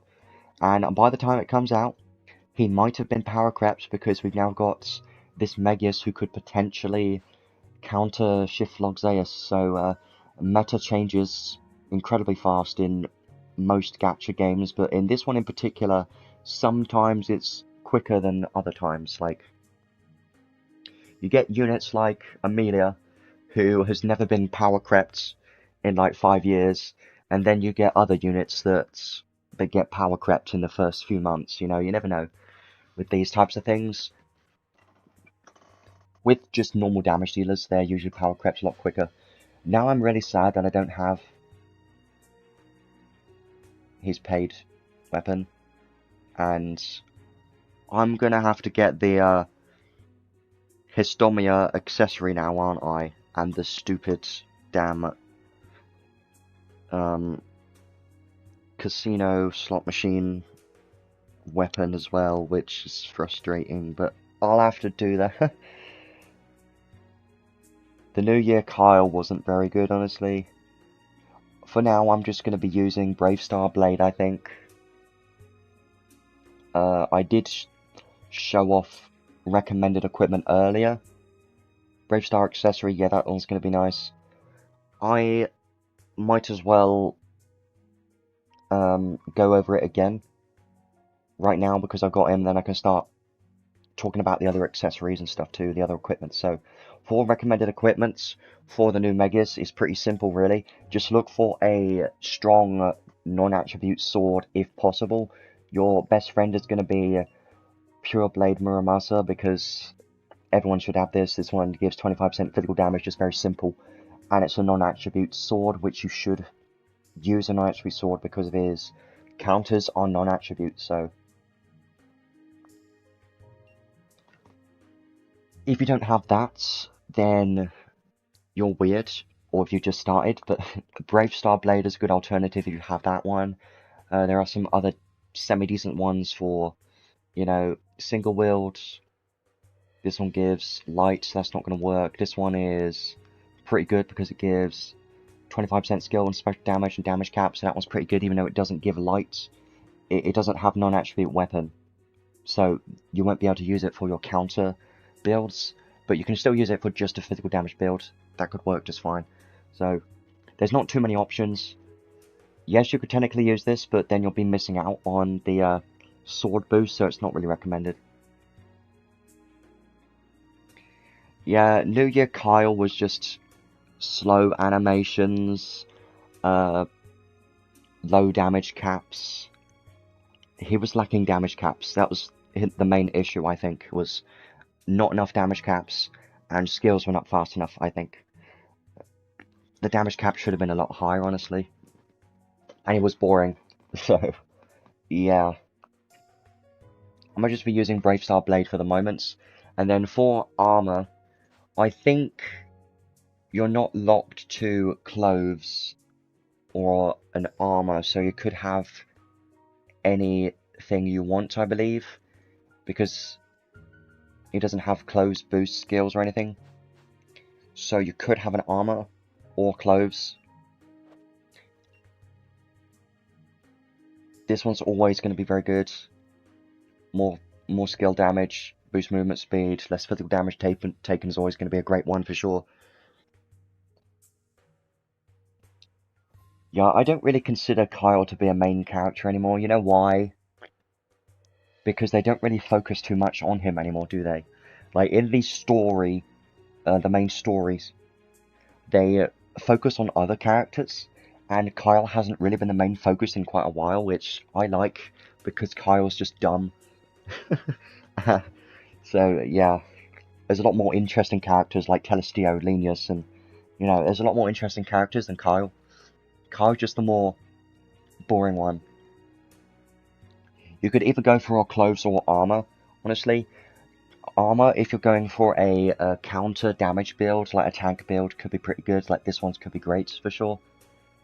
More enemy attention drawn and take less physical damage, chance to nullify physical damage could be great. So, yeah. I would probably use this one for a counter damage build, honestly. This one's pretty good too. Take less damage, more strength. You know, you actually have quite a lot of options. That won't work because you can't hit weakness with non-attributes. This one could be good against divinity type enemies. Yeah, there is one in the event, I do remember seeing that.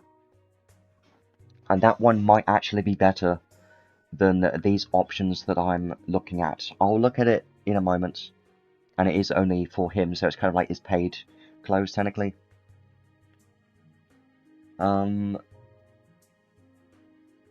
Any of these could be good, really, but I think I'm just going to stick with this for now. Just because it's a very solid one. But yeah, make sure to get the one in the event, because I do think that one's going to be probably his best one to use. I will check it out in a moment. I really need to work on getting the accessory. This one. I need to work on getting this. I haven't gotten it yet because I haven't had a non-attribute unit up until now. at least a good one. I had Leodor, but he was kind of whatever, never really used him, but I'm gonna have to build this now and do multiplayer, which, sad. Yeah. So make sure to work on maxing out this accessory, because that will be his best accessory for sure, by a long mile. It's a very good one for sure. My cat's being funny by looking on my label on my clothes. What are you doing, you weirdo? Other options though, you could go for damage mitigation. If you're going for a counter damage build, that's always going to be handy. Or you can just go for a physical damage or skill damage accessory for just a generic damage build, I think. Equilibrium Sphere is amazing, always. Let's just have a look right here. So, we got this one recently, that's just funny. This one, non-attribute physical damage and take less magic damage. Not the best, but it is something. Because we got this from a recent collab, so more people are going to have that now. And of course we've got Equilibrium Sphere, non-attribute physical damage, Curse Resistance. It's a very good one, always one of my favourite ones to use. And then you could go for more damage mitigation, I'm always a fan of this one. You could try and stack up more light resistance, that could be funny.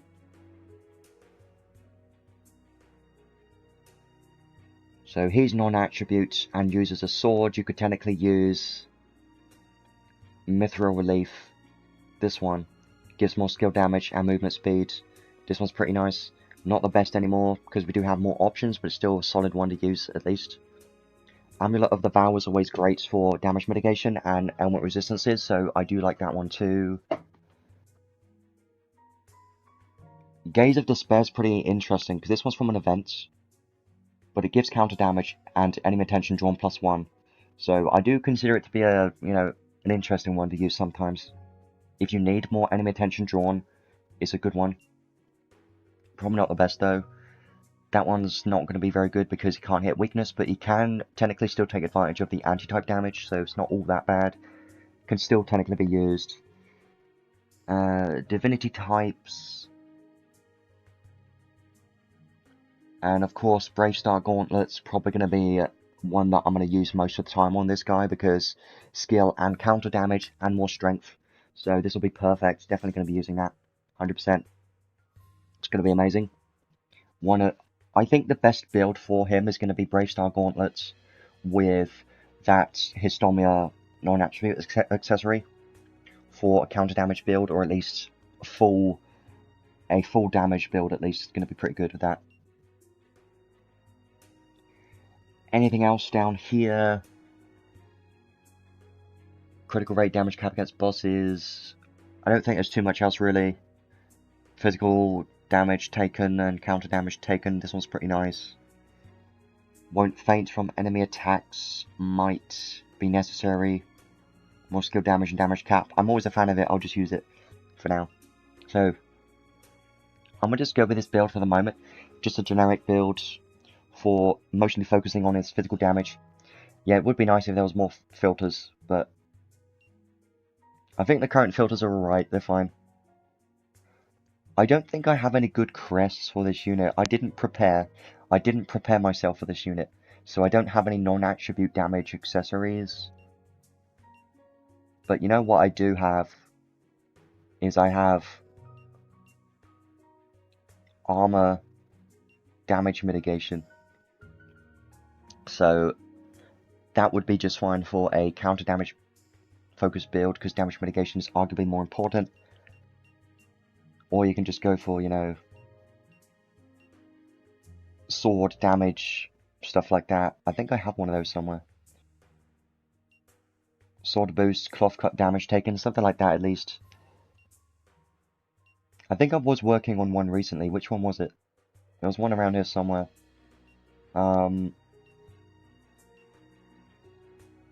It was this one, I think. Yeah, sword boost, strength up. You could use something like this got sword boost and strength up. I'm currently working on getting a better third trait, but this would be ideal for like just a physical damage build. You could try and get like a damage mitigation for the last one, that would be quite nuts, but yeah, I'm not going to go with one for now, I'm just going to go with this, see what it's like.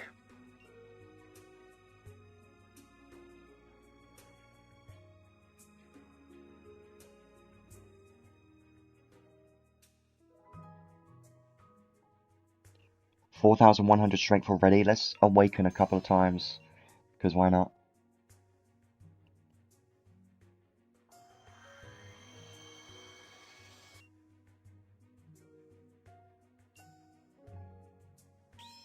Yeah, what's funny is now we are starting to get a lot more stronger Descent of Heroes PvE units, or damage dealers in general. So like, before, Ascended Roland was the best Descent of Heroes units for a physical damage dealer.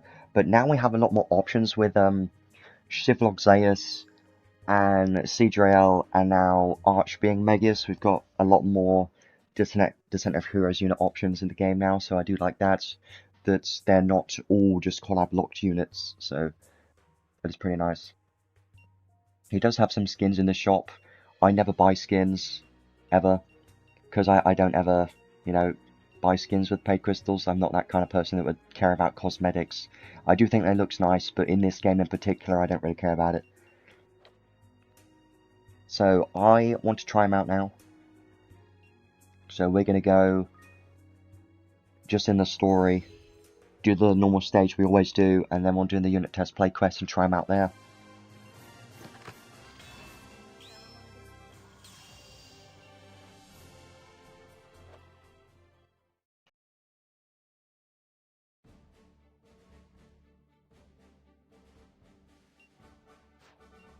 There we go. So let's try him by himself.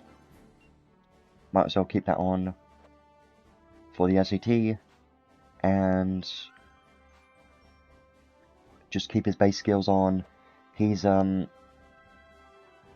enhanced for the moment. I could get him to 6th enhanced, but this is just for the showcase, because I like to do this. Just to get a base idea of how strong the unit is, I think. I always like doing that.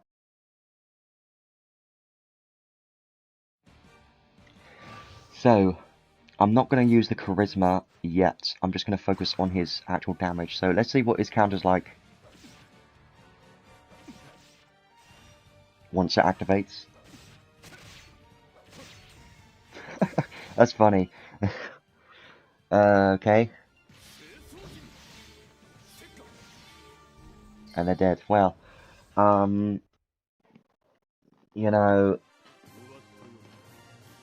I didn't expect the boss to get broken that quick, but yeah, all it takes is one counter, and then the boss is just going to be broken immediately, which is funny.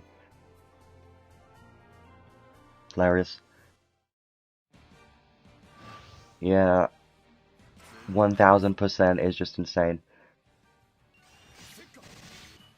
You know, the damage here at the moment isn't too bad, considering he's a non-attribute unit, and he's only at 5th enhance right now. It's not too bad, but you've also got to remember that he has the 100% crit rate buff right now, so that is also a reason. If I just run around and wait for the buff to disappear, just to see what his damage is going to be like without it,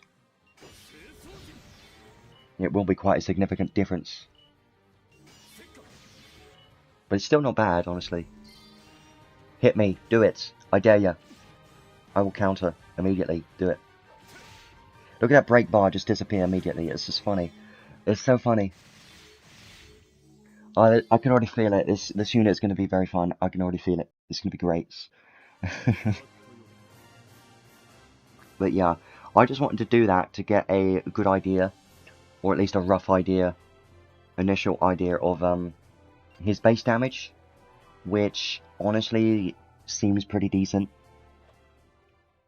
So now let's actually go more in depth and have a look at the unit test play quest properly.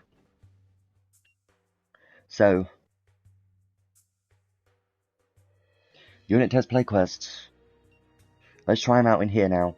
So, of course, he's fully built. He's got all of his skills. Sick art skills, paid equipments, of course. This is the one from the event, by the way. Physical and magic damage taken minus 10%.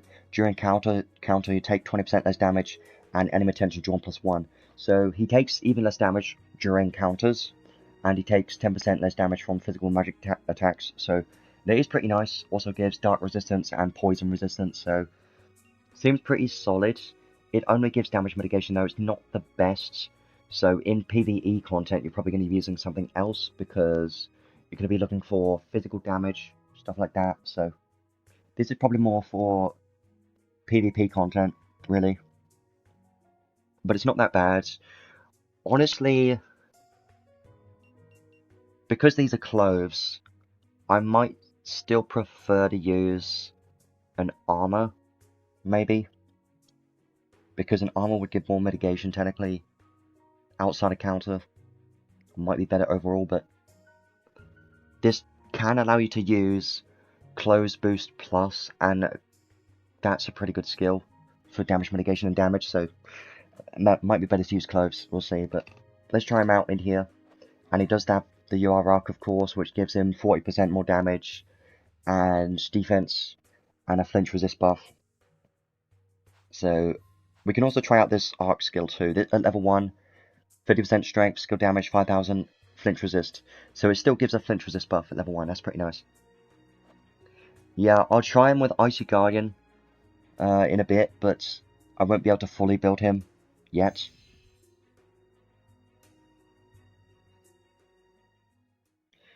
Because I do want to do this first. So now I want to show off all of his skills and everything.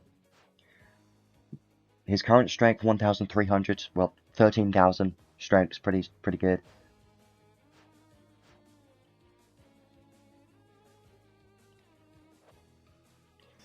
So normal attack's going to be pretty basic, just 3 hits. He did counter just then, that's funny.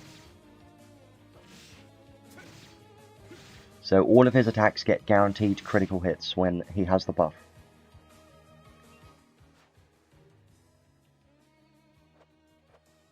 Skill 1, that wasn't even skill 1, that was just a counter. Skill 1.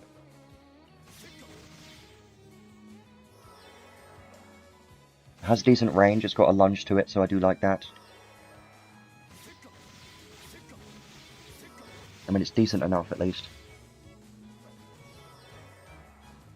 Yeah, I think Megius is definitely going to be better than Ascended Roland. Can you stop countering? I don't want you to.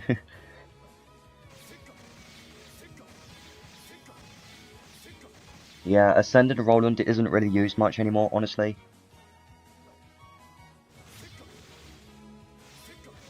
Yeah, skill 1's not the best, you're probably not going to be using it very often, but skill 2, let me see the range on this one. Closer range. Seems to do a decent wide area attack around himself, which is nice.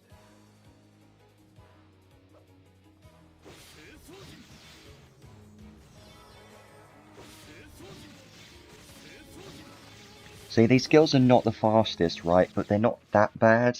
Like, they could have been better, they could have been worse, you know? I haven't used his charisma yet. I'm just trying him without it for now. The charisma was basically just going to give him more damage and damage cap, so I'm just showcasing his animations and stuff for the moment. And then I want to, like, put it all together and stuff soon.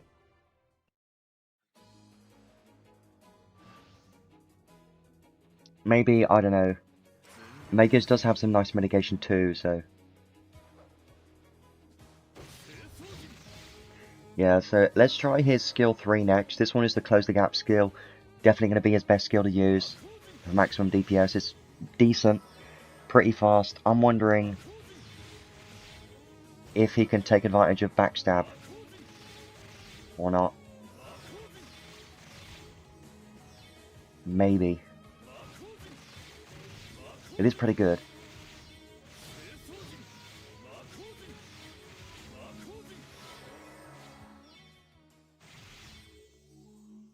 See, that damage cap is already pretty nice.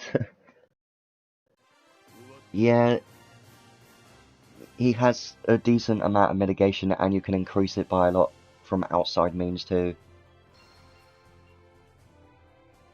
Also, Ascended Roland is only dark. Megius is non-attribute, so he's got an advantage. He looked dark. Like when I saw this artwork, I thought he was just going to be a dark damage dealer, but no, he turned out to be non-attribute, which is weird, but also great because non-attribute we don't get much of. So let's do this again. I want to put like all the skills together and just try them out. And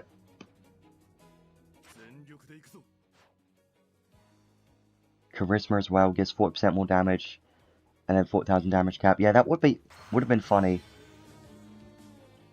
It would have been funny if they made Rem and then they changed it. That would have been funny, but no one knows. So that charisma is gonna give him, you know, more damage and damage cap now. So of course you can see that.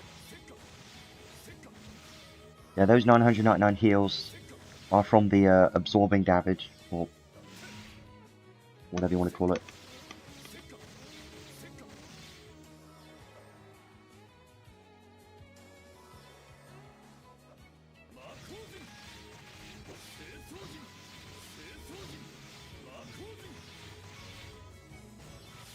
I do like that the skill 2 launches the enemies up in the air on the initial hits, which can be quite nice.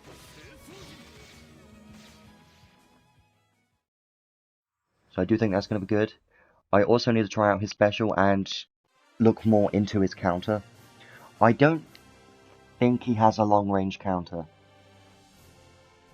I'm not sure though. I think he only has one counter animation, but let's just see first.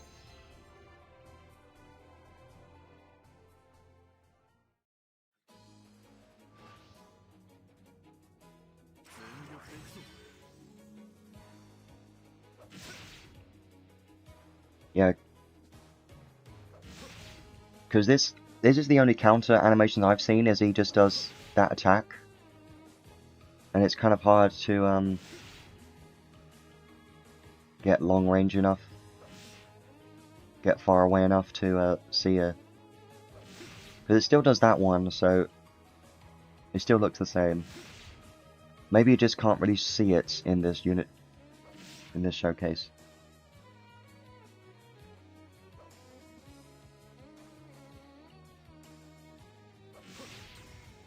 Then they're broken. And then when they're broken, look at the damage caps now. It's just funny.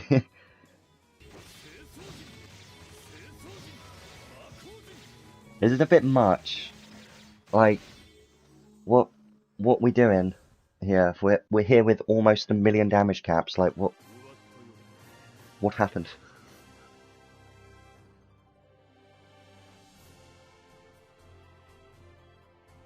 Yeah, so same animation. He just lunges at them, which is interesting.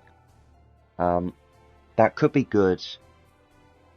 And you know what I'm thinking is maybe on his way there, or like, if it's got a wide enough area, it might be able to hit multiple enemies.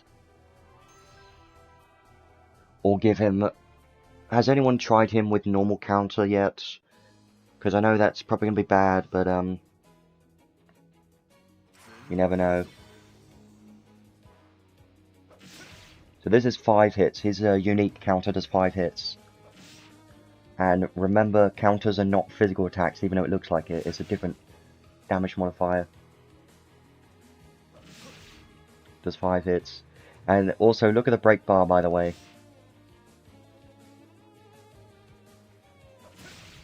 It goes down by quite a lot, compared to his skills, which does like nothing.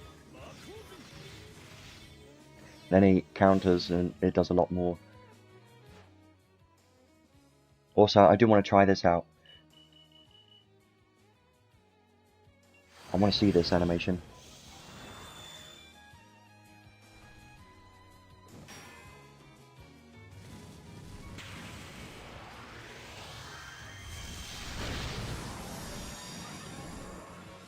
Well, it's pretty cool. And of course it's going to give him these buffs, so it's not going to stack with Brave, unfortunately. So at level 1 it's technically the exact same as EX Brave, so it's nothing crazy.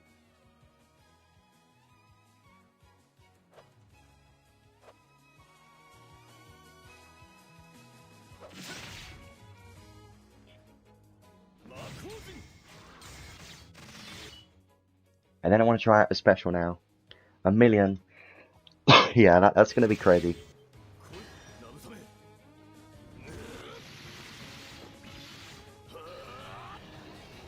So, if you notice,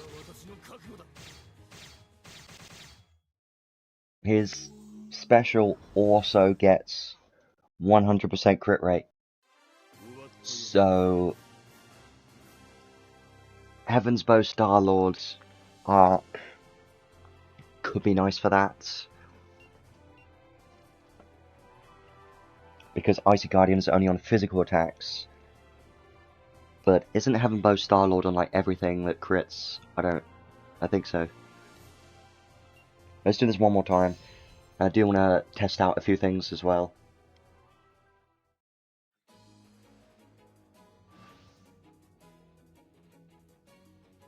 So ideally what you would do is you would use Charisma first. And then you start spamming skill 3 for the maximum DPS. See, the HP reduction doesn't really matter too much, because he still is at full HP, right? He can still gain the HP back, so pretty easily.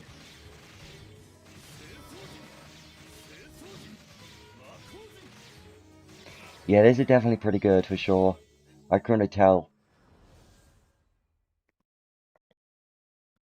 And he doesn't even have Icy Guardian equipped on right now, which can make it even better. Yeah, the arc with the crappy Valence can work, yeah. I don't remember the exact traits, but that could be nice. So there are a few things that I want to try out very quickly. That's the unit test play quest for the moment. The animations are nothing crazy. The damage caps can get insanely high when the boss is broken. When the boss is in break, it becomes crazy. But even outside of break, his damage cap isn't that bad. So he can work outside of break too. He's not just a break-only unit. He isn't completely useless outside of break. He can still work outside of break. Yeah, I will... Let me just put on Icy Guardian and Honey Elixir just to have a look at it. Just so I can see it. I should have Honey Elixir already taught because of his base form. I'm not going to do a full build, I just want to try these out and have a look at it.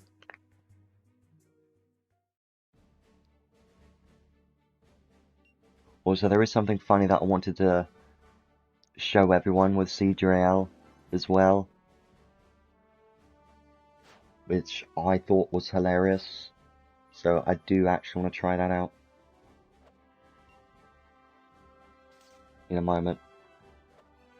But let's try this. So I just want to see with Icy Guardian, okay, the only difference that I made was Icy Guardian. All I did was I put this arc on. And now, obviously I'm going to need to use Honey Elixir. And then I can use a skill 3, and everyone's going to die. It's too strong. What about skill 1?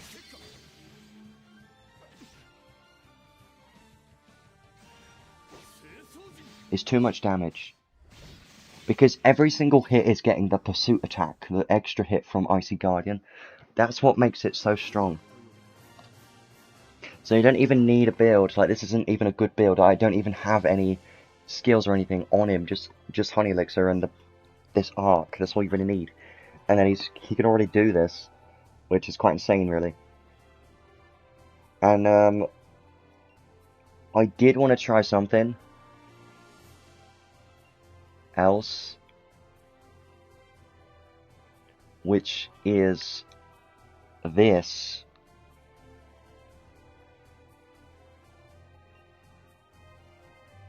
After criticals, deal 1 extra attack. And then just anyone in the team, doesn't matter who it is, with a Great War of Ruin. Just so I can see it, just for funny.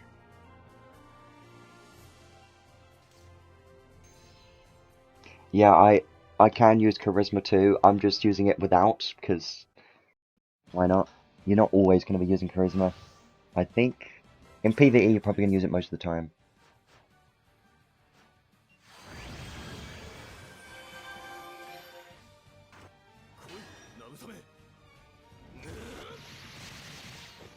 Yup.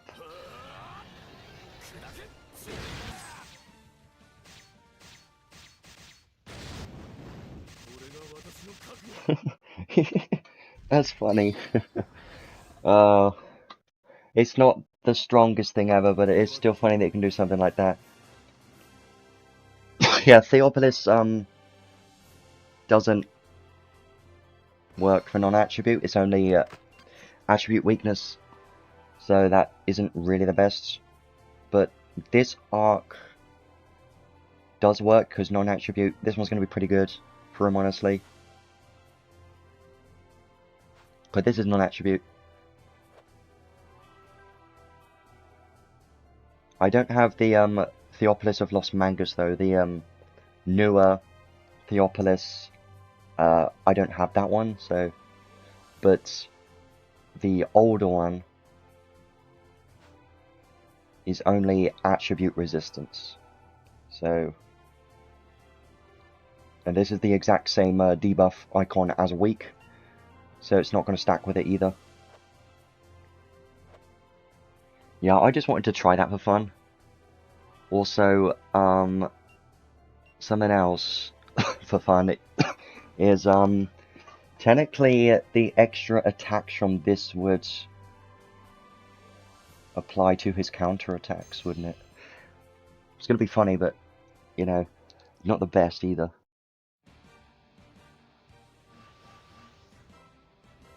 Yeah, when you're non-attribute, you don't need to worry about weakness, which is the main benefit.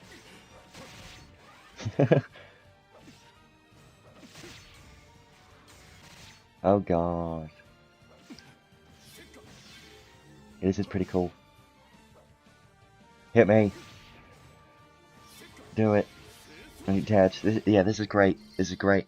I can already tell.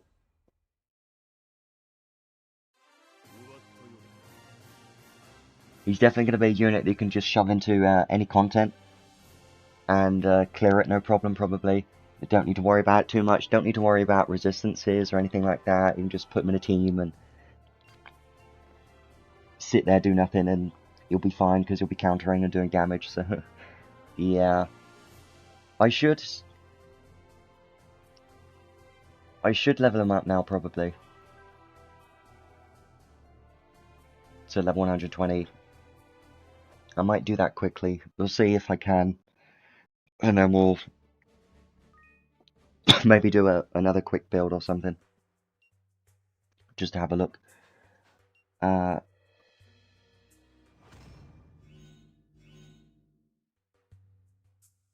just want to do a few of the XP stages real quick, and then get his 6 enhanced skills, but I don't actually have the materials made for that. And then I'll try him again.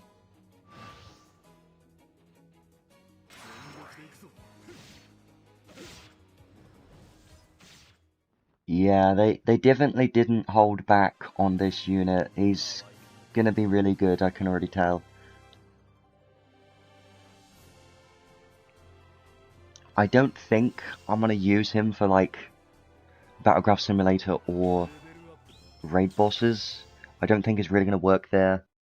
But Arena's gonna be fun, Guild Battle's gonna be fun, and just clearing like story stages and Tower of Trials is going to be fun as well. So he's probably now the newest best unit for like Tower of Trials, stuff like that. Yeah, Moonlit Murder's going to be, if that procs, then it will be funny. Well, for Battlegraph there are better physical damage dealer options, right?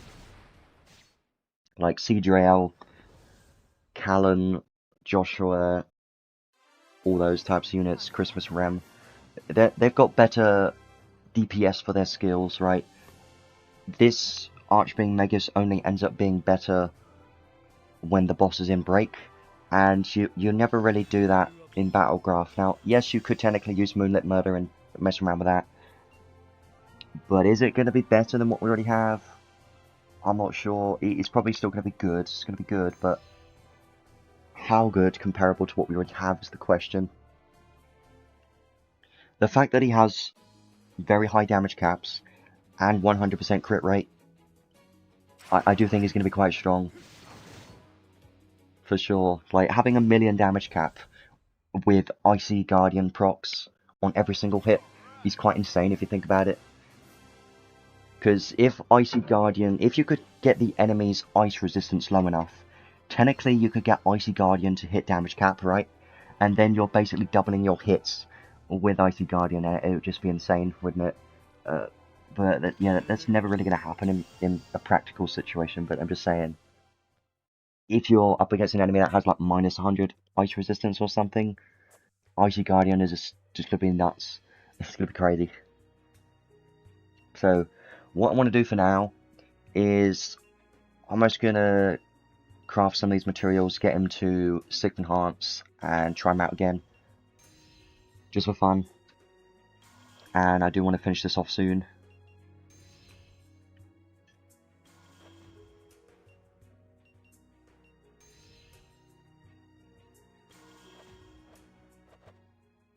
I should have all the materials I need. I think I do.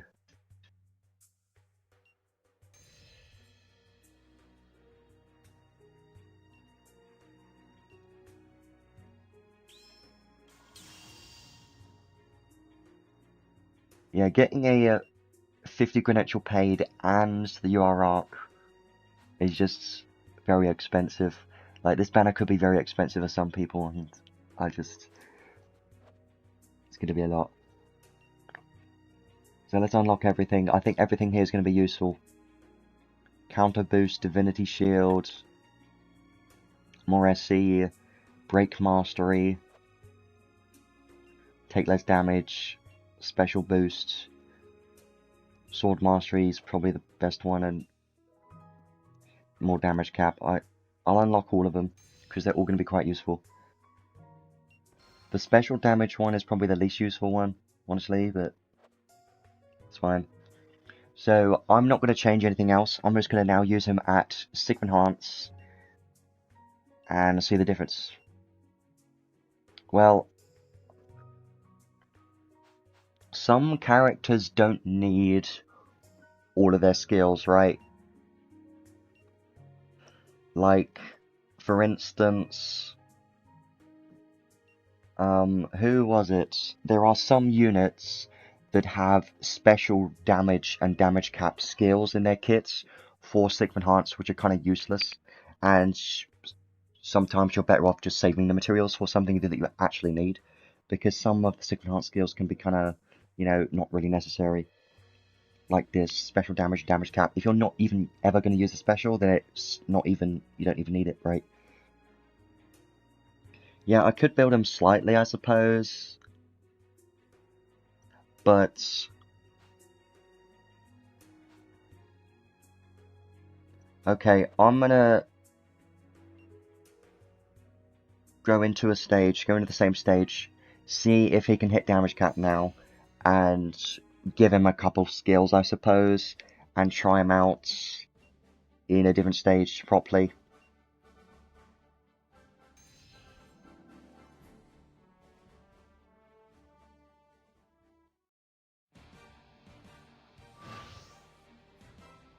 So now I'm going to use Charisma and honey elixir, if they'll let me, which they probably won't.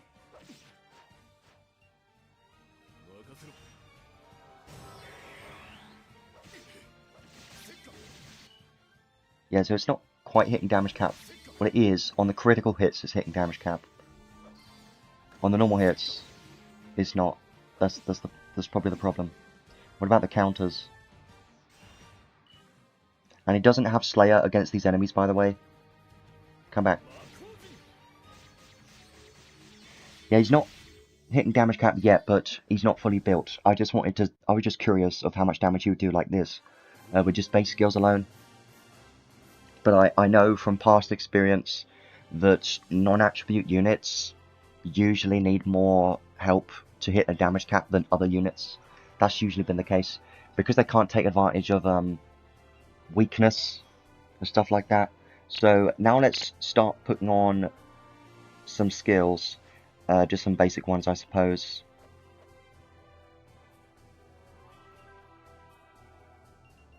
Might as well get all of this now. Put on, I'll just do like a basic PvE build, which would just be focusing on physical damage, mostly damage cap though. Damage cap the most important. Technically it doesn't really need crit rate, but stuff like Ardor's still pretty good and probably worth using.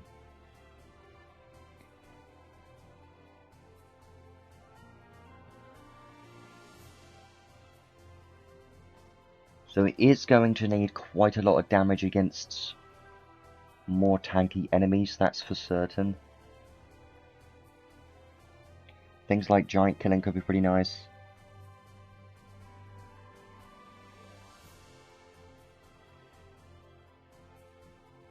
That's only physical attack break. Yeah, the interesting thing is there's not really any skills that increases break for counters. Only breaker, I think. One blade breaker is only physical. Yeah, well, I don't think he struggles with being at max HP that much, because he can just restore HP quite easily from using skills. And if you're using a healer in the team, it's probably not going to be a big deal. So, more damage cap when single wield for skill 3. See, the close boosts are pretty decent. Well, close boost plus pretty good. So I'm going to use that for sure. Armor boosts, I never really use these, honestly. Close boost, not bad. And then we get on to the actual good stuff, which is right here. But I don't think I might have taught everything, I don't remember. But a bunch of sword boosts, and especially these. Two-handed sword boost, 1, 2, 3. That's great to see, honestly. They're quite expensive, but it's good for the damage cap at least. And favoured swords. Wow.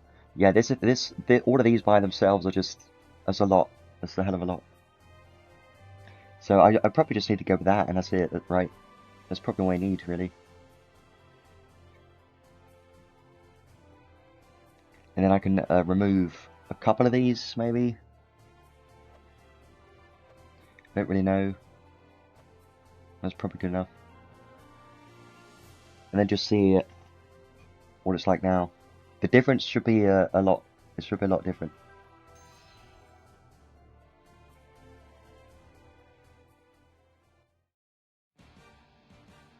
And these are weak enemies, so it should be no problem, really.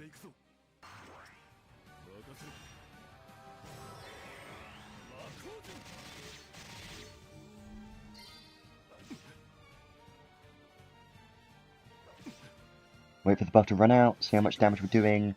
Yeah, see, we're already hitting damage cap on normal hits. Now, I know these are weak enemies, but just adding those skills, that makes a big difference, you know. Yeah, this will be pretty good. I can tell already. I don't think I have any non-attribute drive skills, unfortunately. Because I think they're all your arc skills, aren't they? Pretty sure.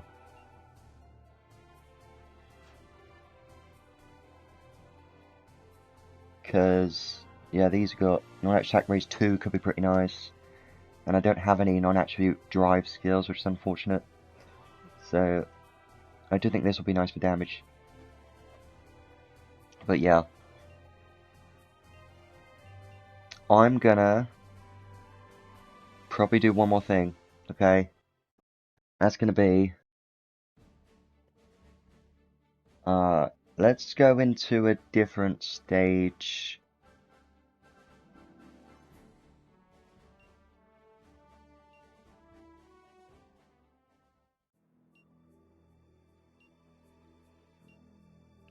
And use a full team just to see what his damage cap's gonna be like against this, just for fun.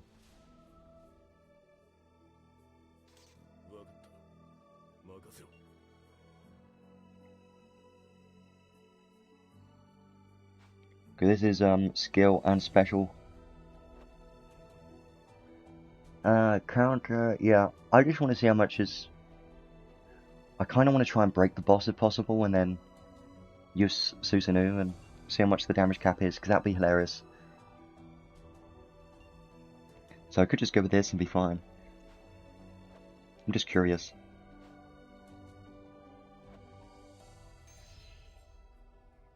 Yeah, I could use him with Riser for sure. But I like to make sure that he is the main focus, you know. And of course the game's going to be laggy because I'm on Steam, so yeah.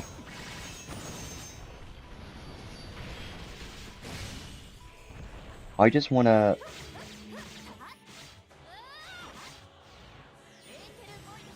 come back.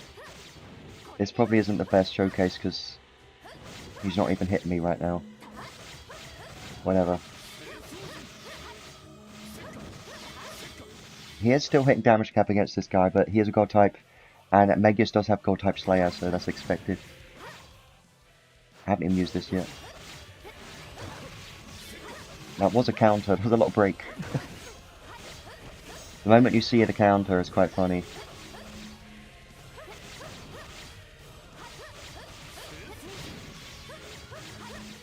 So you can see the HP reduction. That was a counter. One more counter, I think. Right. Yeah, I have Reese set up for normal attacks right now, I think. So that's why she's dual wielding normal attacks like crazy. Come on, one more counter is all I need, I think. And then the boss will be in break. Oh wait, it's because I have a shield. The stupid shield from Sarah kind of ruined it.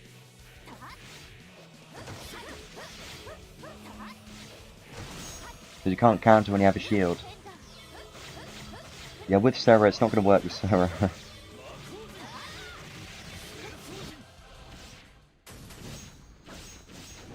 Taking no damage, that's funny.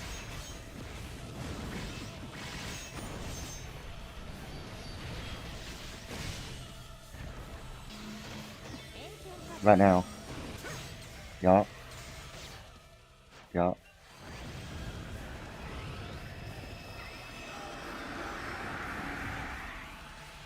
So now look at the damage caps.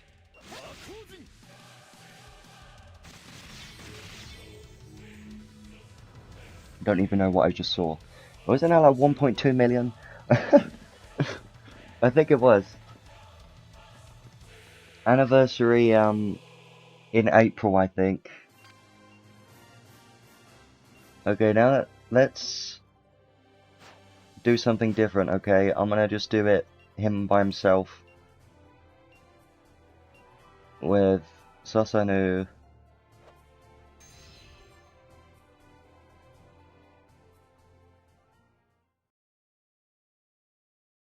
Just to see what this is like, just for fun. Use charisma. I'm wondering if he's gonna survive or not. That's what I'm thinking, because of his own HP reduction. And if I'm not using skills, he's probably gonna end up dying, but I'm just curious. That was a counter. Touch me.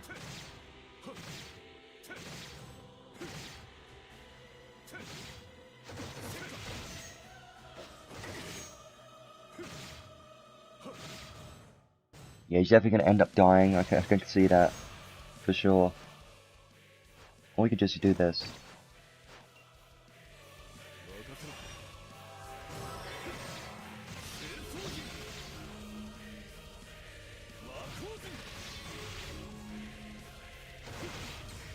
There we go. Unfortunately, I don't have the buff right now. That's a million. And that's even without this arc skill. And with this arc skill, prepare your eyeballs.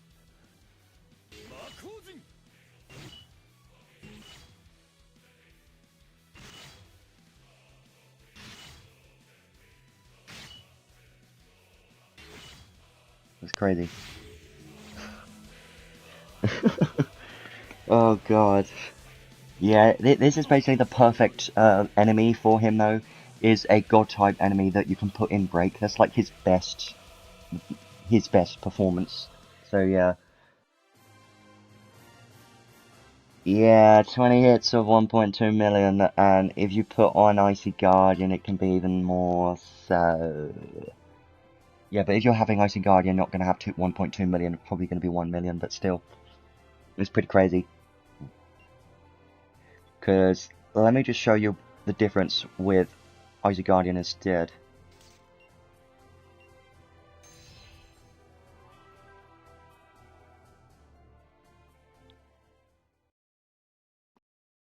Yeah, unfortunately in this game, multiplayer isn't super active. You don't see too many rooms. Sometimes you get some people joining, or some people opening rooms, but you might have to keep an eye on Discord chats, because some people do let people know in Discord chats. That was quick. Now, Pre-voted God Zero has 25 ice resistance. I have Icy Guardian equipped right now. And I don't think I have 100% crit rate. That's annoying.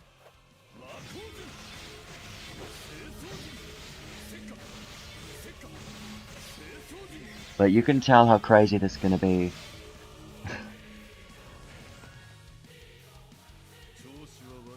Let me do this one more time and I'm going to finish it. I'm going to finish this up for today, okay?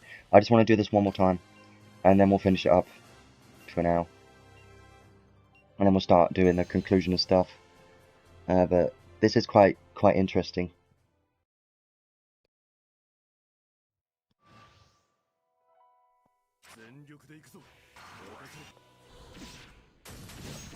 So ideally you want to break around the 20-second mark. I should use Honey Elixir for the SVT.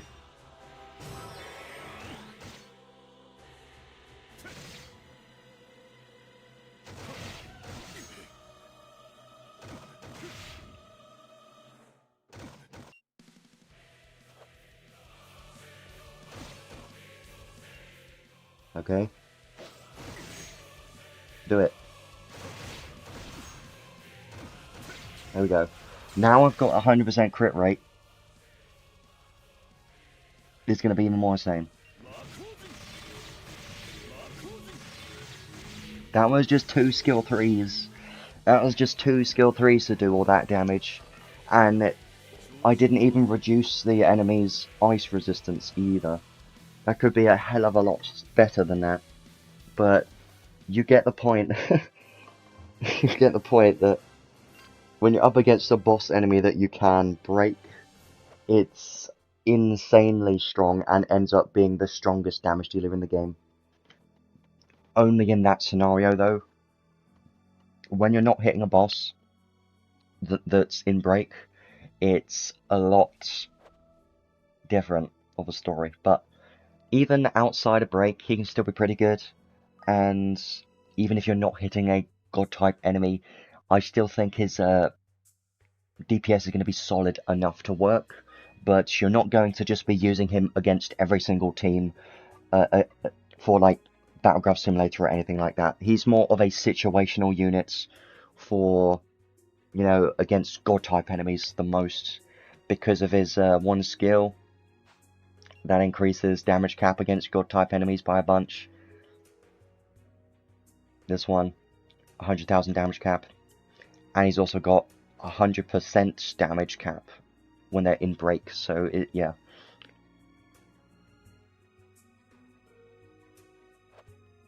Well, there's a couple of different places where you can get information about this game. I don't recommend to use Reddit because that isn't the most reliable place.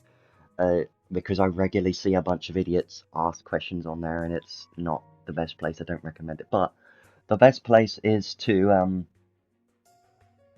check Discord. There's the main Last Cloudia Discord chat, which is pretty good, and also Tweak's Discord chat as well, which is the main one I use that has a bunch of links and stuff to help players out, so I do highly recommend to check those out on Discord. If you're looking for links, you might have to search for those, or I can just send a link.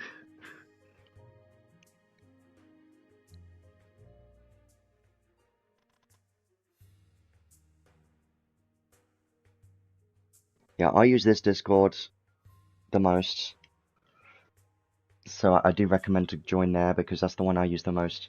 That's the easiest way you can get access to me, as well as a bunch of information on the game that can help out a lot, especially if you're a newer player that isn't aware of the places that can get the information and stuff from, because there is a lot to know about this game. So yeah, Tweaked has had a Discord for a very long time, and it is a public Discord, so anyone's free to join it as long as you're not a pain in the arse, then you're fine.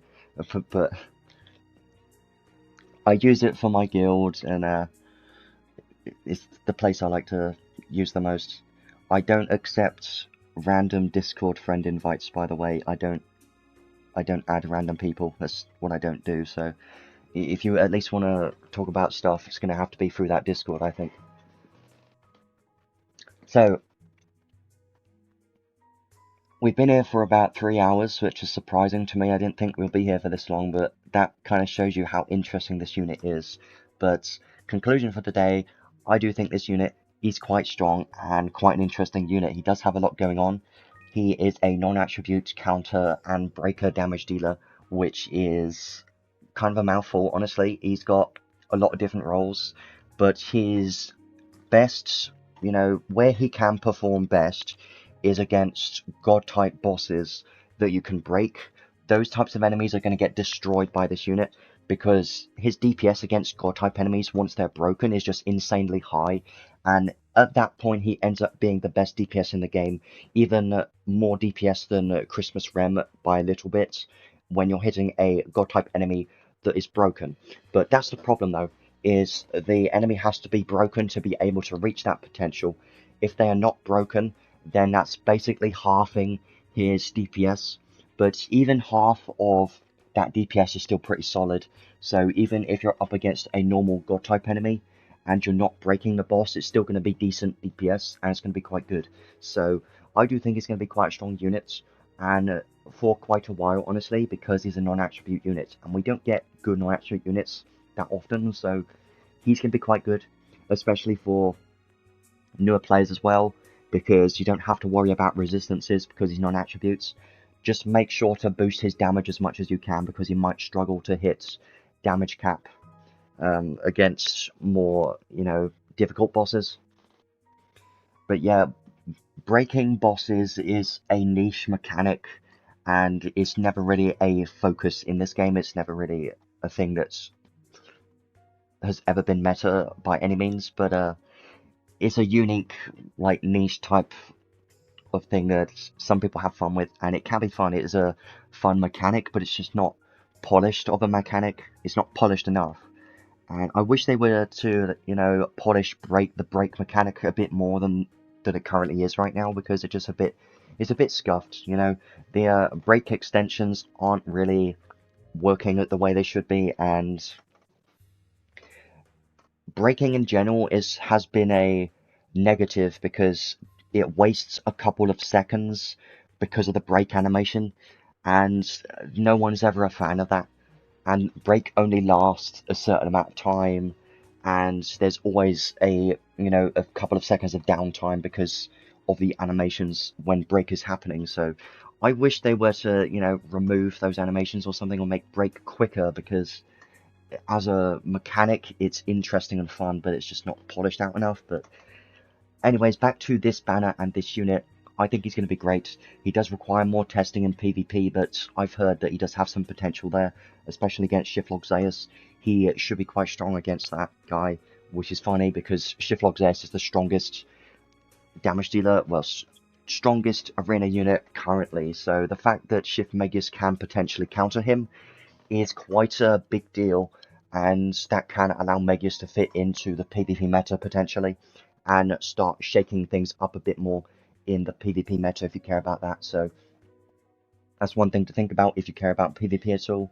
I think it could be fun to mess around with there, but one thing I'm concerned about in PvP is he might not have enough mitigation against units like Amelia or Christmas Ram or Albedo. Certain units like that, he might not be able to tank those units, but I'm not sure. It's going to require more testing because he's only just came out today, so we haven't had enough testing yet. But at least against God types, he's going to be amazing. He's basically the new God Slayer unit. He's going to be amazing against God types. So if you see any God units, he's going to destroy them probably. So that's what you can expect from this unit. It's going to be very good. And this arc, I really like this one. Honestly, I'm probably going to buy it if I don't get it before the banner ends, which I know is crazy because it's expensive and it's 10,000 paid crystals, but this arc provides so much to an account. It's quite insane, really. You get a very strong trait that has up to 80% plus damage, and you've got flinch resistance, and also giving an ally a physical damage cap buff is quite nice. So I consider this trait to be one of the stronger ones for sure, and it's also got a very useful arc skill for PvE content like Battleground Simulator and raid bosses. Is going to be one of the best skills for those contents, so it's going to be amazing. I would really like to get this to level 10. It's going to be so good for sure for the Battleground Simulator stages. It's going to allow you to push higher in those stages, so that's going to be great. And the learnable skills are not as good, but they're still quite solid, honestly. Counter Boost 3 is a collab limited skill, and now it's available on here, so that's great. Especially if you have the new Megius, this is going to be great on him for sure. And we've also got Giant Killing for two-handed hammer boost 2, no attribute mega drive, and even a very strong archive reward with 35% strength. These are all very good things. It's got a lot of useful things on this arc, so I do consider it to be one of the stronger arcs, stronger UR arcs that we have. Because of the value that it provides to an account, there's quite a lot that it provides, so yeah, I do think it's quite a nice one if you manage to get it. It's not worth chasing for, it's not anything game-changing, but it is a very strong one for sure, and everyone would like to have this. It's just 0.4% isn't worth chasing for it.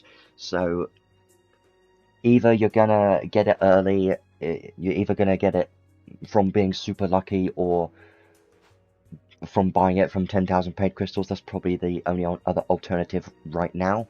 But in the future, it does become more accessible, but it's going to take a long time for that to happen. So it's if you can wait that long. And there will be a rerun of this banner in 2 months. The banner always gets a rerun 2 months after the initial release, so that's something to keep an eye on as well. And yeah, the final thing to talk about with these current banners are what should you be pulling on out of all of the current banners going on right now. Well, we have a week left of Eba's banner. She is just a waifu bait unit. Don't pull on this banner whatsoever. It's a useless unit, and it's a SSR arc, so just ignore this. This banner doesn't exist. It's terrible. So just ignore this one completely. It's awful. Unfortunately, Pity doesn't carry over. I wish it did, but it doesn't. I don't know if it carries over to the rerun, the exact same banner. I've never actually tested that theory, so I can't say, because I've always used my medals before it's gone, but I would expect it not to, but who knows. Maybe it's exactly the same banner. It might be, because this says Hero Medal 2, right? So it could be the same medals so it should carry over, right? Because it's the same medals. That seems like the case. That could mean that you could save your credentials for the rerun in 2 months, and then get the paid equipment for cheaper, because then you can do the lap 1 again. That's something that you could do. But anyways, about these banners, it's mostly between these two, really. I think both banners are very strong. I'm starting to inch a bit more towards Megius now. Archbeing Megius does seem like this might be the better banner, honestly. This is a very good banner too, because Cdriel is such a good PvE unit, and he's quite fun too. Now, he is just a damage dealer, less unique than Archbeing Megius, but he is insanely good, especially against multiple enemies. And this arc is quite good too, especially for PvP. And it's got this skill for dual wield units, so they are both good, but I would consider Archbeing Megius' banner to be better, and this should be the priority. Try and get one thing from this banner if possible, and then maybe pull on this second banner. It's up to you. It really depends on what you care about more. But both of these units are going to be useful for PvE content, and Archbeing Megius could potentially be good for PvP as well. So I think there's more value on this banner over Cdriel's banner, honestly. I think Megius' banner has more value for most accounts because of the arc being better and the units being useful in more content. That makes this banner a lot more useful, has a lot more value than Cdriel's banner. But they're both good banners. Cdriel's banner is not bad, it's a good banner still, because Cdriel is one of the best damage dealers for PvE content and still has better DPS numbers than Archbeing Megius outside a break. If you're not breaking the boss and they're not a god type, then Cdriel is going to be better against those enemies. So that's the thing. But Archbeing Megius, is non-attribute, and that allows you to use him in more content than the Cdriel, so yeah. And he could be used in PvP, so Megius can be used in more places. Cdriel is just a endgame PvE type unit, really. So it's kind of up to you of what you need.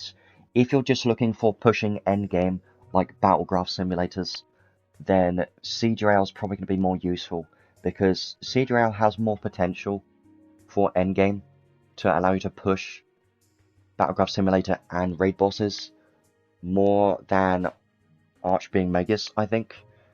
So Cdriel is probably better for endgame stages and bosses. But they're both pretty good. It's kind of a tough decision, but again, it depends on what you're looking for, really. If you're looking for the best possible DPS that you can get right now, then Cdriel is the most accessible one right now. Archbeing Megius, more for newer players, but useful for endgame players too. And it can be used for PvP. Doesn't have as good of DPS numbers, but can reach insane DPS numbers in his niche, which is breaking god type bosses. So yeah, that's pretty much everything I needed to say in regards to these banners. They're both very strong banners, which is difficult, because when you see these two banners, you're like, everything looks very good, and it's hard to skip these banners. It really is hard to skip these banners, and that's why I pulled on both of these banners, because they're both very good, and it benefits basically anyone's account if you manage to get something from these banners. So putting on these banners is not a bad idea, even though I think a collab is coming up very soon. Next month at some point in February, there's probably going to be a collab, that's what I think. But these two banners are still a good banners if you can manage to get something from them. So I think I'm going to leave everything there for today, but there is one more thing I just quickly want to show you before I go. So because we were talking about Cdriel and Archbeing Megius, I just want to show you something real quick. with CJL because I haven't shown it off yet. If you're not aware, this will be quite funny to see. So, let me just remove Veldis for something that doesn't give extra attacks, just to make this a fair showcase.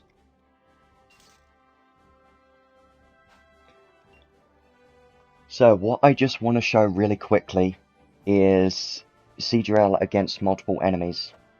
So how I'm going to do that is just stack the enemies together, and I just want you to see the numbers, the hit counts and the lag on this, because if you haven't seen this yet, you're going to be very surprised.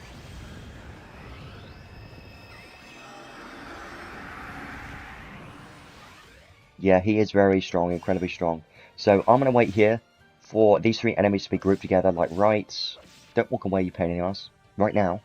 So the reason why I'm doing this is his skill 1 has a very interesting mechanic that we have seen in the past, and this is called chaining. And what chaining is when enemies are really close together, it increases your hit counts. So watch me press this one button.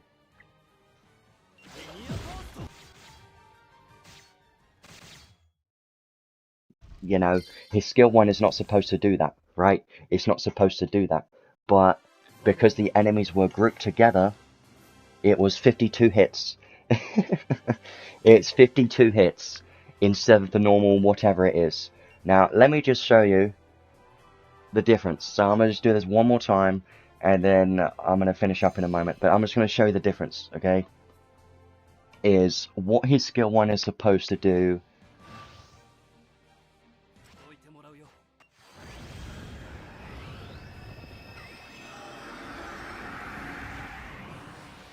Is it's just supposed to do this, right?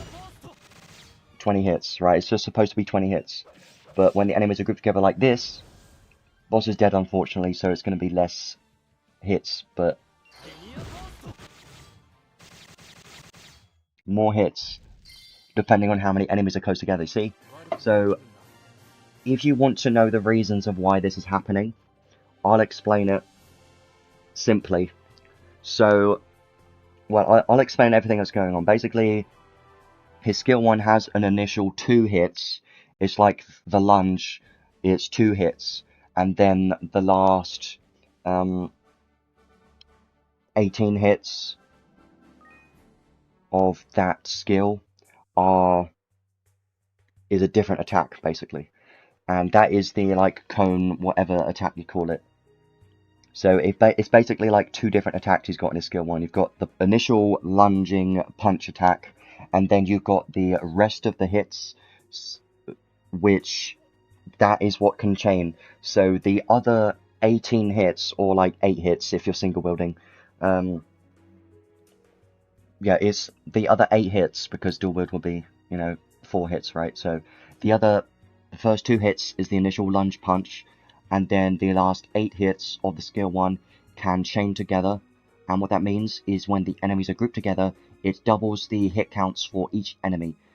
So when there's 1 enemy there, it just does the normal 10 hit skill 1. But when there's 2 enemies there, it does the initial 2 hits normally, but then those last 8 hits get doubled.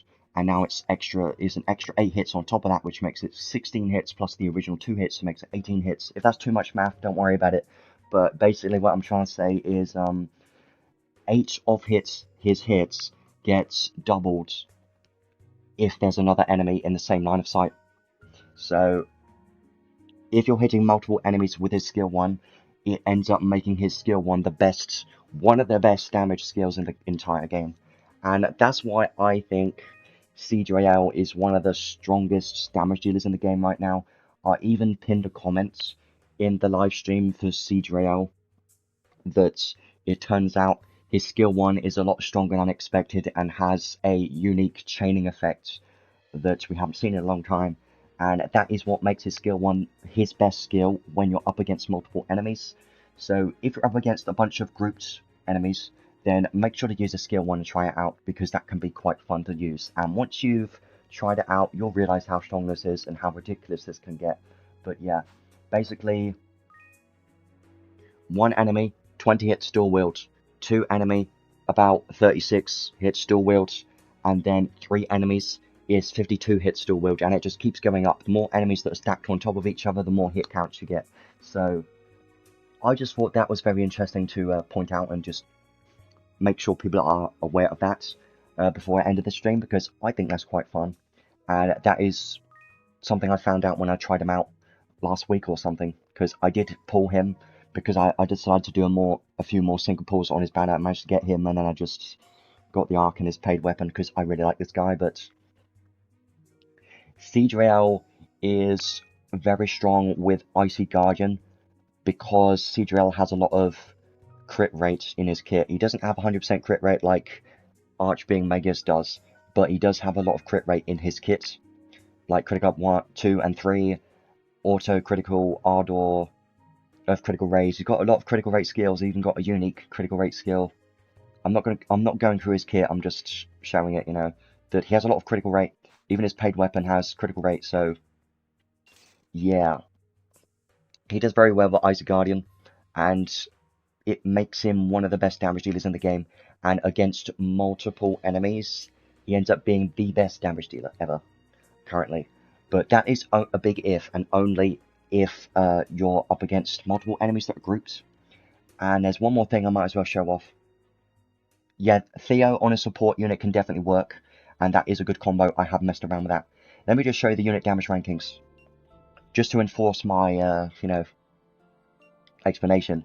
1.1 billion DPS in the unit damage rankings.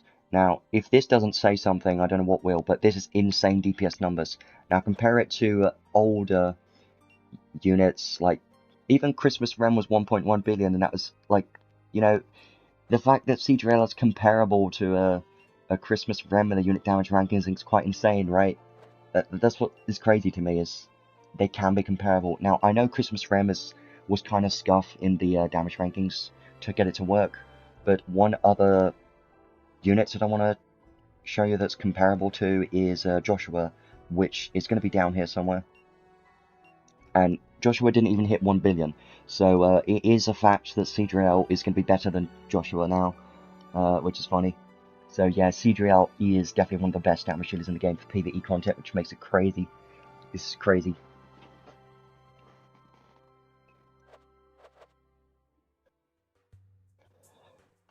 Yeah, so with his weapons, if you don't have his paid, probably go for this claw's probably going to be the best one. I like this one. This one's not bad. And this one, if you have it, is better. But yeah, this one's probably the best free-to-play option, probably.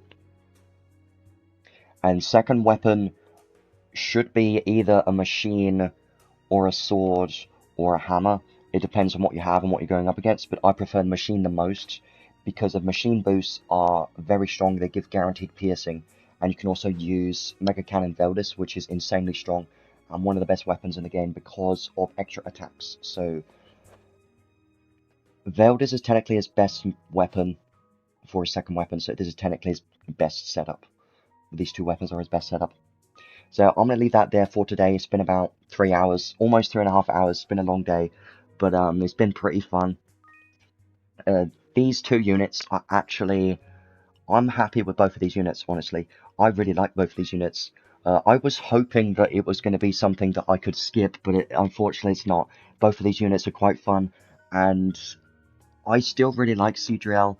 I'm not coping when I say this, but he is just very good, like, for PvE endgame content. Don't underestimate his performance, especially against multiple enemies. He ends up being broken, like insanely broken. So, and it is an intentional effect, because we've seen it on other units in the past, like Shift's what's his face,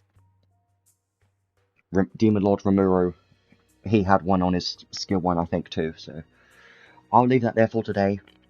I am going to be spending the next 2 weeks building Archbeing Megius, because he's going to be quite fun. I definitely want to try him out in Arena, because I think he has a lot of potential there. and hopefully he's going to be good there. I've heard good things about it, so he should be good there. And in the meantime, I'm going to be continuing to do the daily free pulls, just to hope to get this arc. If I don't get it before this banner ends, I'm probably just going to buy it because it's just so good. But yeah, we'll see. There might be a collab coming up soon, we don't know. Yeah, Shift of Rem is, well, Christmas Rem is still slightly better than Seadriel, but Seadriel is better against multiple enemies, so it depends on what you're going up against. I personally prefer Christmas Rem, but she does require a lot more, you know, min-maxing because she got her unique buff. And if you're using her without that buff, once the buff runs out, Seadriel ends up being better. So Seadriel is like an easier unit to use, but I have realized that Seadriel requires a lot of damage to hit his damage cap, because I kind of struggle to hit his damage cap against normal endgame bosses. So he's going to need a lot of strength and damage to be able to hit damage cap against harder stages, but he can be better in some situations, basically. So yeah, I'm going to leave that there for today. I'll be back in 2 weeks. I wonder if it's going to be a collab or another Descent of Heroes unit or another permanent unit, who knows. I'm going to guess it's either going to be a Descent of Heroes unit or a collab, I'm not sure. But it wouldn't surprise me if it's a collab, so try to save some just in case, because I'm kind of expecting a collab in February. I wouldn't be surprised. So yeah, Christmas Rem doesn't have much damage modifiers in her kit, so she does need a lot of help on that part. She does have a good amount of strength when she has her buff active, but it doesn't give her any damage. So Christmas Rem does need a lot of investment too. So Seadriel and Christmas Rem kind of both need high investment to work well at endgame, but they are very strong and the best options available right now. And Archbeing Megius against God-type bosses that you can break is the best against it. But yeah, I'll see you in 2 weeks, hopefully, and I will add the timestamps in the next 10 or 15 minutes. Thanks for coming. It's been fun. See you in the next one.